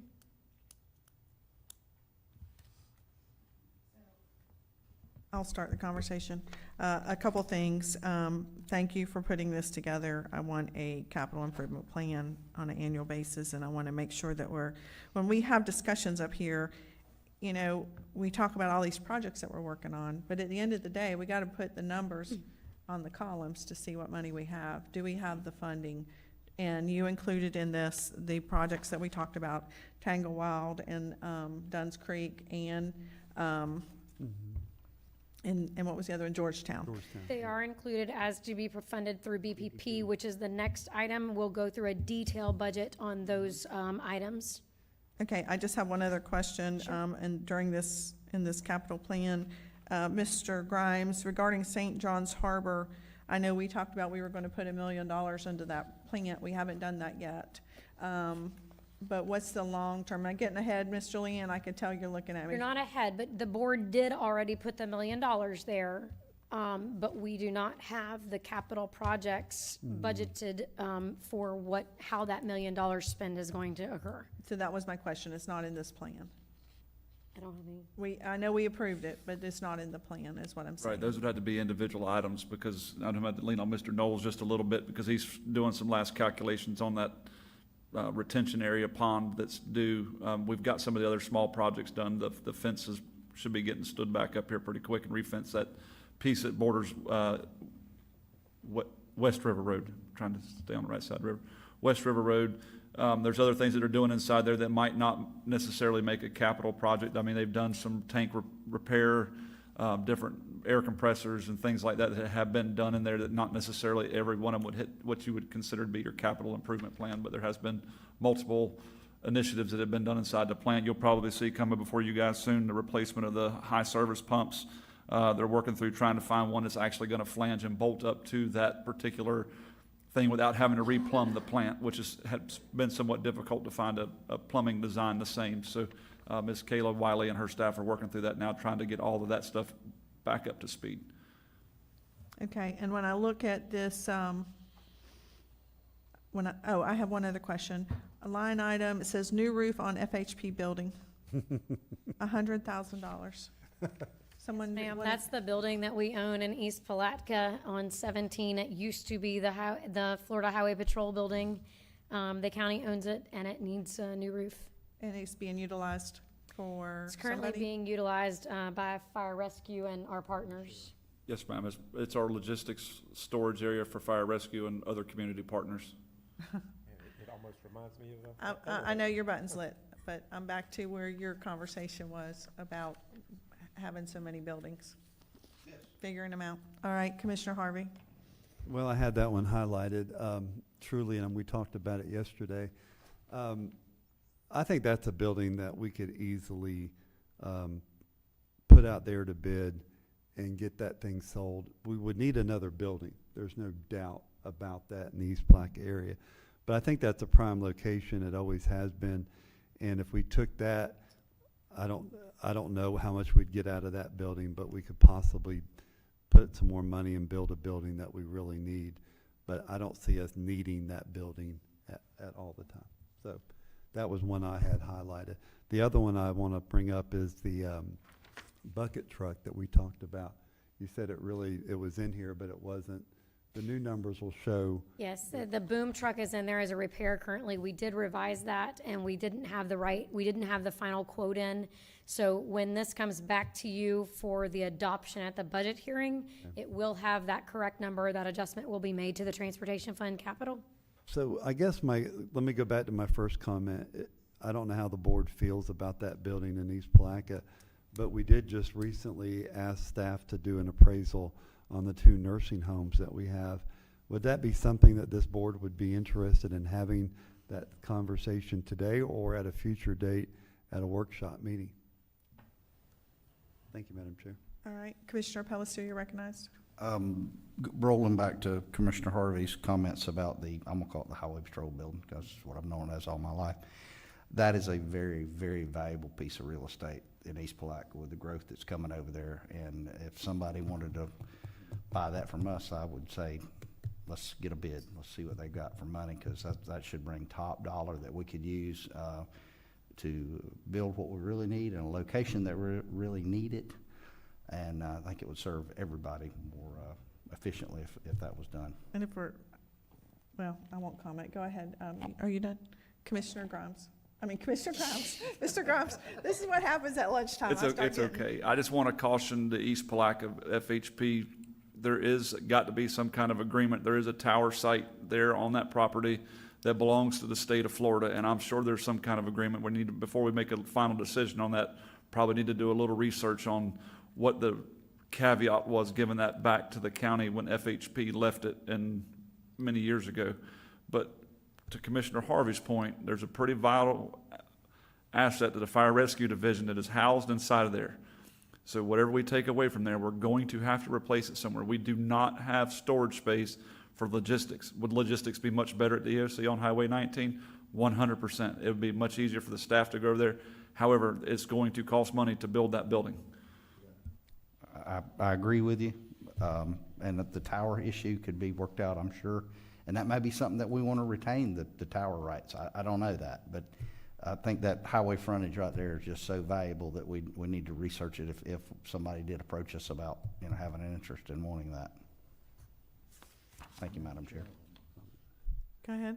Thank you, Madam Chair. So I think we could probably waive and support to see about an appraisal on that building. Yes, sir. If everybody's in that. Absolutely. So, Madam Chair, would you entertain a waive and support?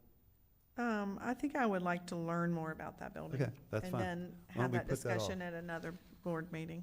And the other thing on the capital improvement, we have SCAG mowers. I think we're gonna change the name from SCAG to Zero Turn, so, doesn't matter Absolutely. what The brand. capital plan is not to indicate that, you Yeah, know, the color exactly. of the item being purchased, just what we are Not that I'm purchasing to opposed to support. SCAG, I I just get wanna it. be We'll do the open to research at anything. the time where we are ready to execute that purchase, and we'll make the best decision. Thank you. Yes, sir. Thank you, Madam Chair. And, Mr. Grimes, when I look at this, carry forward from 2025, I see we have some ambulances on there. I didn't know a mannequin in fiscal year 26 cost $41,000. That's crazy. For a training mannequin, we have some other equipment costs in there, stretchers, life equipment, ambulances, another ambulance. And then further down under capital projects, we have about another 1.5. So it looks like $3.5 million roughly for fire, EMS, and equipment and capital cost. That sounds right. That sounds right, okay. All right, with that, that was my comments. My only questions have been answered. Can I get a motion to approve the capital plan? Yeah, I'll make a motion to approve the capital plan, budget allocation to be incorporated in the 26 budget. Second. A motion is second. Any further discussion? All in favor say aye. Aye. Motion carries. All right, moving into Better Place Plan. Better Place Plan. This is funded from revenues received from the 1 cent discretionary surtax imposed to finance quality of life projects. We began BPP in January 1 of '03 with a sales surtax, and then it was renewed in 17 for another 15 years. So our current expiration date is 2032. We do have a number of debt payments that are pledged. The revenues are pledged to cover the debts for both the jail as well as our East Palatka utility wastewater plants. In recent years or in past years, we've allocated, after the debt, we've allocated 60 to 70% somewhere in there to dirt to pave and resurfacing. And what we are doing is amassing a great deal of carry forward dollars. So given the conversation from the board about some other initiatives that truly are taking precedence and importance within the communities, what we're proposing this year is to not allocate new dollars for 1 year to dirt to pave or resurfacing, but to use those carry forward balances to fund the same level of resurfacing and dirt to pave that we have in prior years, and then to allocate those new revenue dollars into the project lines that would cover Dunn's Creek, Georgetown, Tanglewild, and some other ancillary projects within each of the districts that we identified through our conversations with each of the commissioners as being of importance. So the line item detail is on page 518. I will take any questions. Thank you for clearing that up. I did misspeak earlier when I said those projects. I knew they were in here. They just weren't in the previous. You had it, yeah, absolutely. Thank you. Commissioner Harvey, you're recognized. Thank you, Madam Chair. I think that's what you brought back, staff has brought back to us. Again, puts some of the landing gear down on some of the planes that we've been trying to do and clean up some of the projects. Sidewalk to nowhere basically could be fixed. There's a lot of things here that, you know, could really enhance our county. I do want to say, though, I think it's important for us to know, as a board, that the Better Place Plan will run out in 2032. And so you're looking at $60 million roughly, 59 to 60 million still coming in. You do have a water plant of 16.2 million and a jail of 25 million, and those go out to 2054 and 2056. So keep in mind that we don't want to obligate future boards, but we need to be mindful of if this Better Place Plan does not pass again, which I hope it does, and I'll say that quite clearly, and I think it's one of the best things Putnam County's ever done to bring all these projects in, because we couldn't afford to do it without it. And I want it to pass again, that we do have some debt sitting out there. But I applaud this plan. It's going to move us forward. It's going to bring planes in for a landing, and it's going to fund some of the promises that we made. Thank you, Madam Chair. Commissioner Palacio, you're recognized. I was served on that board and campaigned very hard to get the Better Place Plan passed at that time. And I'm like you, Commissioner Harvey, that is essential. I like to always think of it like, because we have so many people that pass through here, and a lot of people say, oh, nobody stops, nobody stops. Well, they stop and they buy gas, and they buy a hamburger, and they buy this, and they buy that. They're helping us, and they're not drawing on our resources. So I wish my neighbor would come over and help me pay part of my bills. So that's the way I always look at it. And I've heard a number, but I don't know that it's ever been proven. But it's in the teens of percent of money that is from people that don't live in Putnam County. I heard 18-19%. I don't think it's that high, but it's got to be a good number of people passing through here and buying goods and services that help us build our county. So I heavily support that, and I appreciate what you brought forward, Ms. Young, and I think all of your recommendations are very good. Thank you. All right, any other further discussion? I need a motion. Madam Chair, I move approval of the Better Place Plan projects and funding allocations to be incorporated in the fiscal year 26 budget. Second. We have a motion, a second. Any further discussion? All in favor say aye. Aye. Motion carries. We are on budget development fee schedule. Thank you, Chair. In accordance with board policy, we recommend that the Board of County Commissioners update the county's user fees and charges annually. The cover sheet, I've highlighted the main changes. So Code Enforcement Division adding a fee related to required lien search works. Appendix A is updated the building valuation data to reflect current information from the International Code Council Building Valuation Data Table. Exhibit E is our Department of Health Florida Putnam office. They've updated policies and standards based on both their state and local practices. Exhibit F, the library systems have recommended some miscellaneous updates to remove some fees which are not necessary and add or enhance the others. Animal services fees, staff is proposing some enhanced fee schedules for the redemption of animals that are not spayed and neutered. And owner surrenders and the charges related to caring for animals that are in mandatory quarantine. The recommendations are proposed as an effort to help us to recover some of those costs for some of those animal circumstances, which could be avoidable or take a lot of resources from our other operations. Water and wastewater, we're reflecting the BOCC directed annual escalation of 3%, as well as incorporating some changes needed as we adopt the countywide impact fee schedule. Exhibit K is solid waste, which you guys have done through your solid waste adjustment boards. And then Exhibit L, Parks and Recreation, reflecting some staff proposed changes to more accurately cover the cost of athletic field usage, but reduce the cost for non-athletic events, and add some proposed rates for seasonal pool rates. This was a request by the citizens, so we're truly just trying to respond to that. All right, Commissioners, Commissioner Harvey, you're recognized. Thank you, Madam Chair, and sorry I'm hogging the conversation. I really like these new rates here. Met with staff yesterday, and one of my concerns has always been, are we charging enough for building department permits? You know, when someone pulls a building permit, that's really their position to pay that. And I think these new fees are going to get us closer and closer to that. And I support this wholeheartedly, Madam Chair. Thank you. Okay. So what do you want to do? Do you want to go through? Is anybody having any specific concerns on these fee schedule? Okay, well, I do. So water, wastewater facilities fee schedule for St. John's Harbor. We had to put this in at $81.50 last year. What page are you on? I am on page 539. At $81.50 for 2,000 gallons, and I can tell you the people in that community are not happy. It's no fault of ours. We inherited a system. However, I feel like we got the cart before the horse on this one, because we haven't expended $1 million yet, but we started collecting at twice the amount that what we charge other communities for water. And so I would either like to see, number one, I don't want us to go up on them. I would rather us go down.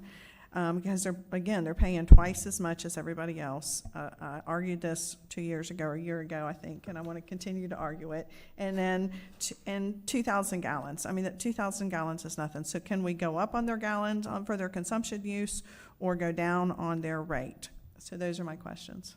So just a point of clarity, they are not paying for that $1 million. This is what when we did the math, we did an operational cost only. Now, we are trying to pay back that $1 million to the general fund. That was board direction. Right. But when we calculate over time, when we calculate the fees as to what it costs to run that plant, and then we divide it by the number of people getting the service, that is how the dollars were derived. So out of this 8150 that we originally had from last year, none of that is going to pay back the $1 million? Correct. Wow, okay. Well, we rode out there yesterday, Mr. Suggs and I did, and just did a quick tour of the area. And I believe, and what I'd like to see, JR, is how many houses are out there, like a map or whatever that shows how many houses are out there. What's our capacity to grow it? Because obviously the more users you can bring on that, then we can start lowering that fee. And I think there's plenty of room for expansion out there, and I'd like for us to have a plan in place as to how we can get these fees down for, how can we bring in new customers, how many are out there that are ripe for the picking, so to speak, and that kind of thing. Because again, I've had people call me from St. John's Harbor and say, I don't flush my toilet but once or twice a day because I have to worry about this bill. And when people tell me that, it bothers me. I can't stand it. So it is the fact that we've got to do business. I get that. And we can't have somebody in another part of the county paying for somebody else's water. I get that too. So it's a struggle that I have as a commissioner and representing that area. But I would like to see us come up with some kind of, how do we bring in more users? How can we get this down in the future? Okay, well, today we're running at about a 25% capacity of that plant. So you have 75% of growth built into it. However, infrastructure is expensive. And we're already talking that we're having heartburn over $81 a month. Who pays for the expansion, right? How do we get it out further? Every foot of that, I'm gonna tell you, is roughly about $45 to $50 a foot to run water out of that plant. If there's not a funding mechanism there, we don't get an appropriation or something, there's really no way for us to expand unless people put homes in St. John's Harbor. If we move the allocation from 2,000 to 3,000, that affects not only there, but as the board direction that they wanted the East Palatka fund balanced, that's how we got there. So we'd have to move it equitably across the board because the residents in East Palatka had the same 2,000 gallon restriction as the ones in the harbor. So if we want to change direction and not have our utilities sustainable, then we need to make that decision. But that was the decision that was given to the staff by the board, was to make both of these utilities sustainable where the rest of the taxpayer doesn't have to pay for them. And that's where the numbers are. I mean, we're still not there 100% in the East Putnam regional system, but we put that escalator in there to get us there over a very short amount of time. I think there's 2 more growth steps in there before we ever get to the original, because they're paying, I think it's $61 or $62 as a base rate in East Palatka and the 2,000 gallons of usage. I think. I don't have the paper sitting in front of me, so I could be mistaken on that. But the decision is you guys, right? If you want us to lower it, fine. But where are we going to fund it from? Because if you don't fund it at that level that it is today, it can't move. And that's the sad part is we didn't want St. John's Harbor. St. John's Harbor wanted to give it to us. So when we inherited the problem, we've got to continue the service or get rid of it. I mean, you can sell it. I mean, you can put it on the private market out there and see what the private market would sell it at, but I think it's not going to do us justice to your citizen there either, because somebody's going to buy it and they're going to turn that plant to profitable real quick. And that's just the sad part about it, is it sustained so long at not in operational state because they had volunteer people that would run the plant. We have to pay people, so that's the difference truly, is where this plant is. It's just 168 users is really difficult across the board of a magnitude of owning a water plant. I mean, most little subdivisions like that would have a well and septic tank, but here they put such small lots in to get their densities up. They put a water plant in, years ago as the original developer. So it's kind of a bad situation for them to be in, and I totally understand it, but it's what it takes to operate the facility. Well, and I think that there's some people out there that aren't on this system, and so, I know they have a choice.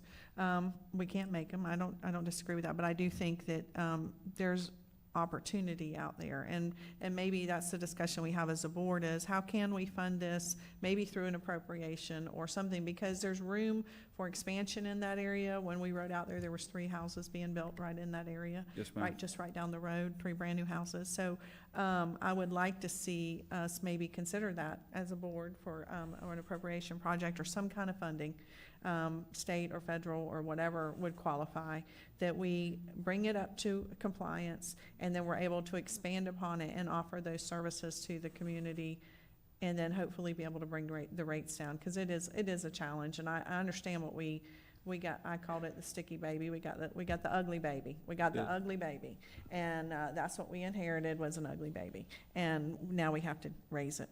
So I appreciate you listening. Commissioner Harvey, you're recognized. Thank you, Madam Chair. You know, I agree. Let me just say that. I think when these corporations or water plants put that back on the county, it's atrocious to us. It's terrible. It's bad for the citizens, because truly they didn't charge enough. They didn't maintain what they were supposed to maintain.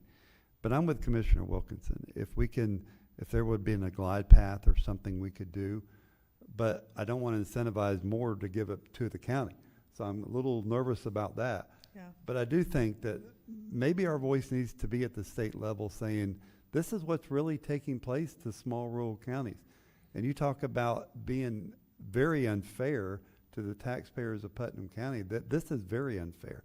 So if we inherit something, there should be some state dollars to come help us out on this. And I think that's the conversation we need to have going into the future, because these people truly did not pay what they should have been paying.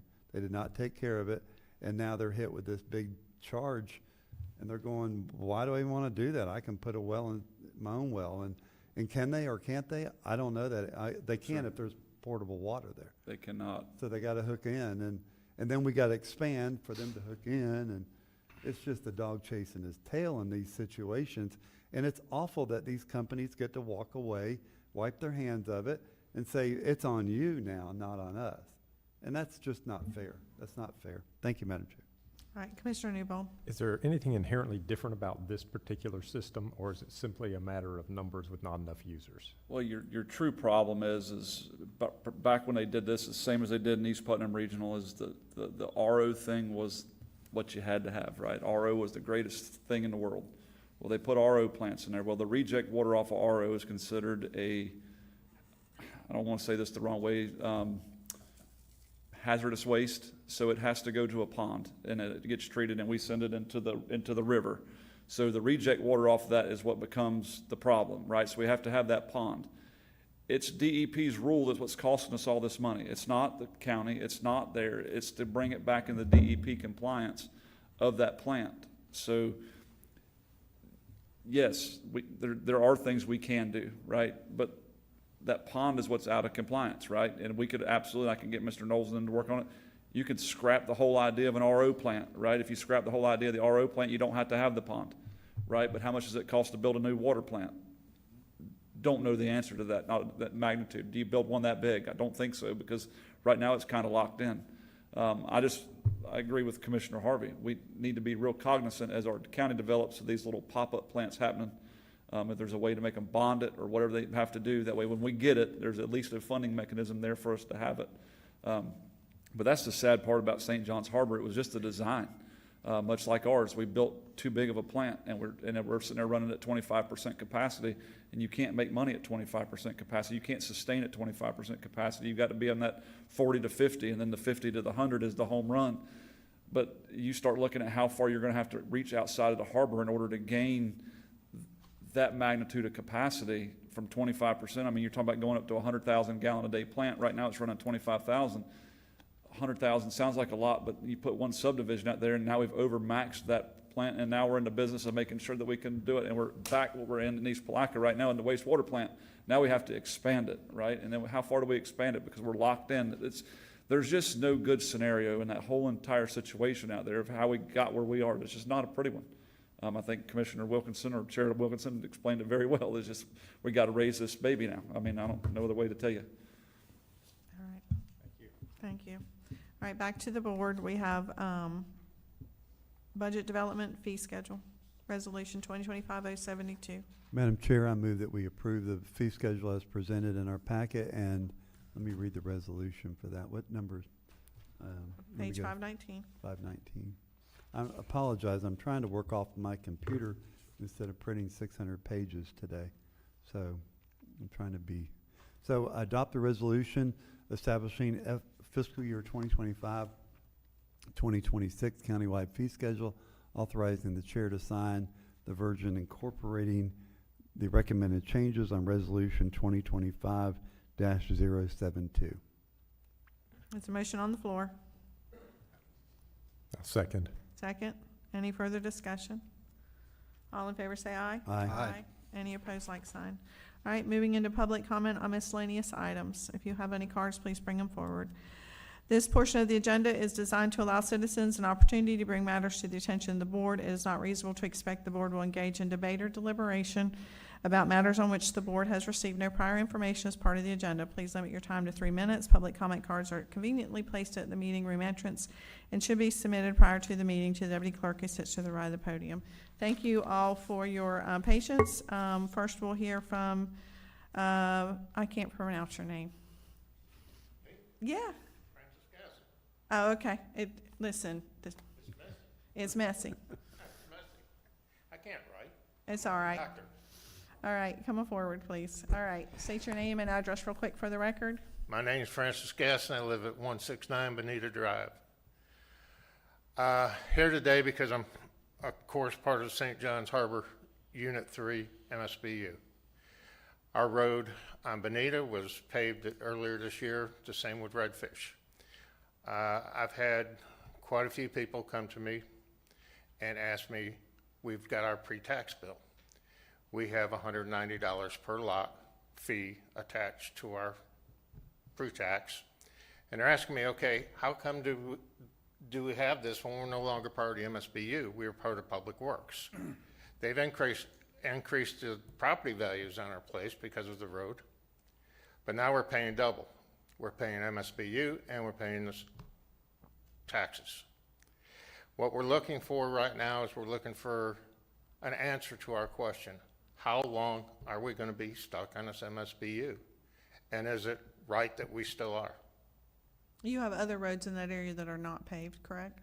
Excuse me? You have other roads in your MSBU unit that are not paved, correct? Correct. Right. So those roads still have to be maintained. And you get ditch work and you get tree work occasionally? We don't get anything from MSBU at this point on Bonita. Bonita was shut off at the first, before we got into, we knew the road was going to be paved. So it was like, okay, leave it alone. Don't put anything on it. Yeah, we got paved once, which we paid last year for it. But now this is again this year. Now we're paved. And from our isn't knowledge, your MSBU bigger than Bonita? Excuse me? Is your MSBU unit bigger than Bonita? Does it include other roads? Yes, it's larger than Bonita. Okay. Bonita is 0.6 miles. Mm-hmm. And we have 4.3 mile total in the MSBU. No, I'll be glad to sit down with you individually and have a conversation with you about that and how we can move forward. I'd be glad to do that as your commissioner. Excuse me? As your commissioner, I'll be glad to sit down and discuss that with you one-on-one. Okay. All right, so I guess I'll give you I'll text you and find out when. Sure, that'll be fine. All right, thank you. Thank you. Ms. Weaver, Monica Weaver.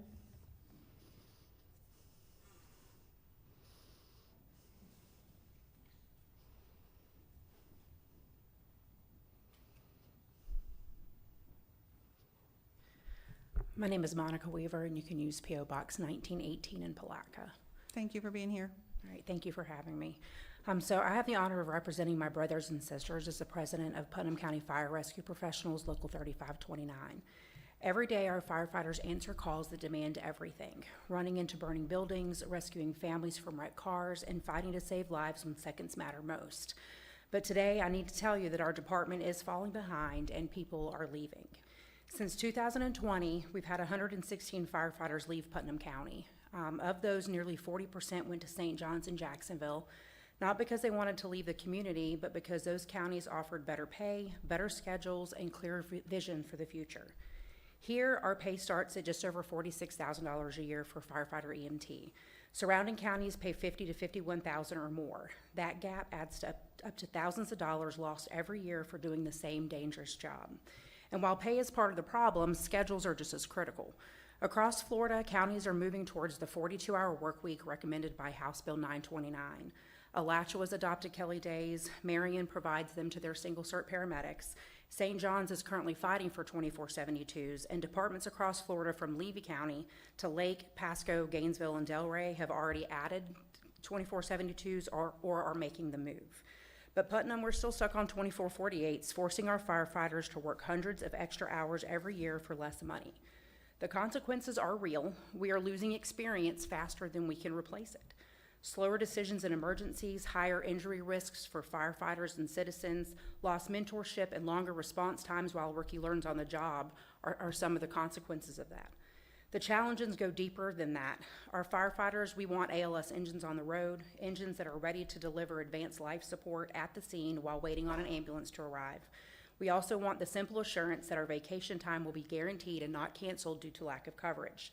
These are not perks, they are basic standards of respect and professionalism. This career already carries deadly risks. As firefighters, we are 14% more likely to die in the line of duty. We face higher cancer and heart disease rates. We're 1.5 times more likely to die by suicide. 1 in 3 struggles with PTSD, alcoholism, depression, or anxiety. We may not see decapitated heads every day, but it only takes one call to risk our mental health. And these brave men and women take the risk and show up every day to keep us safe. Long, exhausting schedules like 2448s make these risks worse, while modern schedules like Kelly Days and 2472s protect health, careers, and families. This is not about perks, it's about public safety. Well-rested firefighters make better decisions. Fair pay keeps talent here where we need it. And department with clear vision, ALS-ready engines, and respect for time off provides better protection for every family and business here in Putnam County. You have an opportunity to stop our bleed by modernizing schedules, achieving pay parity, adding ALS capability, and setting a vision for the future. You'll protect not just firefighters, but every family and business here in Putnam County. If we expect our firefighters to risk everything for this community, then we need to give them pay, schedules, and the respect that they deserve to protect their own. Thank you for coming forward. Thank you. All right. Is there anybody else who wishes to speak for public comment? Anybody else who wishes to speak for public comment? All right, going into appointments. Are there any appointments, starting with Commissioner Newbold?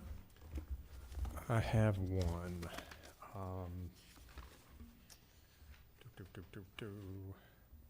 There's a open appointment for as the air conditioning contractor on the contractor review board. I'd like to put forward Dustin Kaysen. Dustin Kaysen. I'm sorry. I thought he was on there before. Dustin Kaysen. No. So if I recall, I believe he was on there, but Commissioner Alexander removed him to put him on the fair board. No. But I believe he's off the fair board now. I think he was on the fair board and he was removed from the fair board. Right, so you're saying he's available.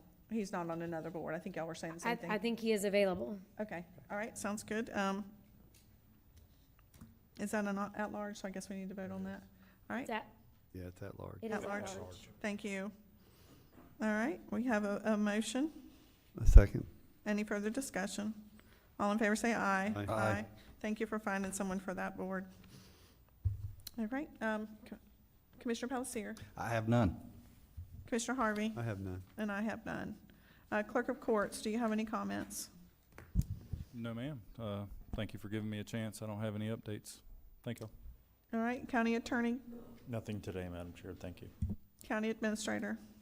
Just real quick, Madam Chair, just a reminder, thank you all who forwarded me your information for legislative requests. I'll have that list together, and we will bring that back, Madam Chair, at the next board for your formal discussion, and then we'll move forward from there. I want to take a moment, if I could, to have a conversation about what you've done here today with your budgets. I think it's a very appropriate, and I do appreciate all the positive comments that came from the board today about what you received here today is a work in progress based on the desires and needs of the request of this board and what our citizens and quality of life should look like. And so I'm very proud of what's came out of this office this year. Very proud of the fact that we were able to, as Commissioner Harvey said, move some projects forward, because Commissioner Harvey, you remember 8 years ago, it was very difficult. And so we were coming out of a very difficult financial time. Mr. Reynolds and I created the first three budgets. Mr. Reynolds he has a little bit more, gray hair up front now than what he did then. And the thing is, the point of the that's not fair. That's where it came from, actually. So yeah. Gray hair. But the point is, I remember that first budget cycle, and I remember the response that we got at the end of that budget. You fast forward from there to where we are today under the direction of Ms. Young and Mr. Grimes and myself working together on this budget. I can tell you it is light years ahead of where we were 8 years ago. And, a lot of that has to do with the fact that our economy has come back, but it also has to do with the fact that we've put in policies in place and created efficiencies where we could and saved dollars where we could. One of the items on the agenda today was redoing a contract just so we could go back and look about recouping $20,000 from a $150,000 contract. We're doing everything we can on this side of the ledger to make sure that those tax dollars are handled properly. Going back to the procurement update today, thank you guys for what you did there. I think it's going to hopefully pay some dividends. And again, staff is going to continue doing the things that we've always done to make sure that we move things forward, and we do it in the most efficient way possible and cost-effective way possible. So again, thank you, and hopefully our budget will continue to shine as it did today, moving forward through September when Ms. Young can finally get some numbers from the state, and we'll just continue moving forward in that direction. But the comments today, I just wanted to say thank you guys, because our staff does do a wonderful job in representing you five as well as the citizens of Putnam County. So thank you. All right. Madam Chair, I had a question. Yeah, go ahead. Thank you, Madam Chair. Mr. Suggs, today we had a conversation, and it came up about appropriations when water plants get given back to us. Are you going to add that to one of our topics that we can discuss? Yes, sir. That was, matter of fact, it was the one we just got through discussing. I think we need to look and see what we can do. Okay. It seems how we did inherit that situation, and that situation came with a non-compliant letter as well from DEP. Let's not forget that. I don't think our legislators, how would anybody know that we inherit these things and they come underfunded? And how do you take care of that? So I think we need to have that talk with our legislators. We do, because that was a fiscal impact that you had no idea was coming. And so we absolutely need to talk to our legislators up in Tallahassee about those situations. And I think it would be appropriate for us to move a legislative appropriation forward on that as well. And even if we were flush with money that we're not, it sends the wrong message to other ones that go, if I don't like what I'm doing, I just give it back to the county. And that's just the wrong message to send. Yeah, we deal with unfunded mandates all the time, but those are some of those that we absolutely need to have some conversation in Tallahassee. Thank you, Madam Chair, for that. Commissioner Pelletier, Commissioner comments. Thank you, Madam Chair. Y'all know how I am. I like to give out those attaboys and attagirls, and I have one or two to give out here. I was over at the East Palatka, rebuilt East Palatka Fruit Market yesterday, and was talking to the owner there, and I said, how was your building experience? Outstanding. Said, just great. Everybody was bent over backwards, nice, helpful. helped her complete her project as fast as I possibly could, on time. I love to tell those stories, and I'm always asking, so, and I like to tell them. So I like to get those kind of information and pass it along and give our staff what they deserve. When they're really doing a good job, I like to give them that pat on the back. Absolutely. Thank you. Thank you. I thought you had two. Did you have another one? No, I'm Okay. sorry. All right. Commissioner Newbold. I don't really have anything. Thank you for powering through lunch. I appreciate it. Other than that, I've said enough. Well, we're glad you're here today. Commissioner Harvey. Thank you, Madam Chair. Do want to say to staff, budget's never ending. I fully get that. The minute we pass this budget, you'll be working on next year's budget. And you're constantly every day looking at that. And I realize that, and I appreciate it. I think we did take a lot of steps forward today. And only when you heard the lady just speak about fire, we're working towards that solution too. There's a lot of solutions we're working towards and taking the steps needed to do to protect our people. And I'm just excited to be on this board with this group of people that are moving this county forward. So I want to say thank you for that, and thank you to our staff. Thank you, Madam Chair. Thank you.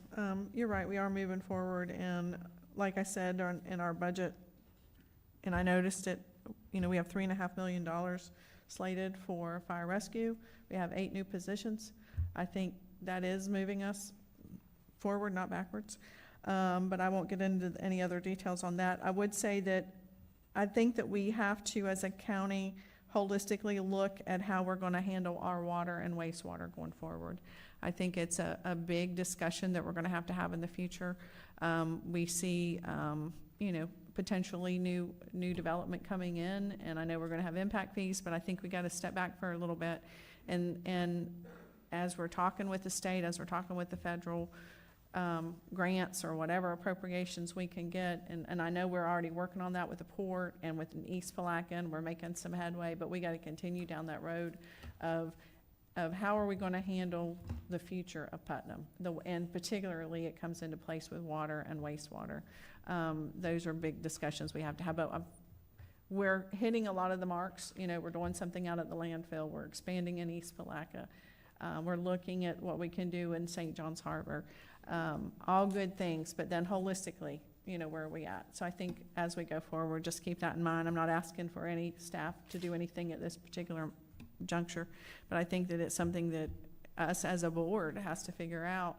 What is it we want going forward on those kind of things? So today was a long meeting. I appreciate everybody pushing through, and it was just a long day, but I appreciate it, and we thank you for staff and everything y'all did today. With that, this meeting is adjourned.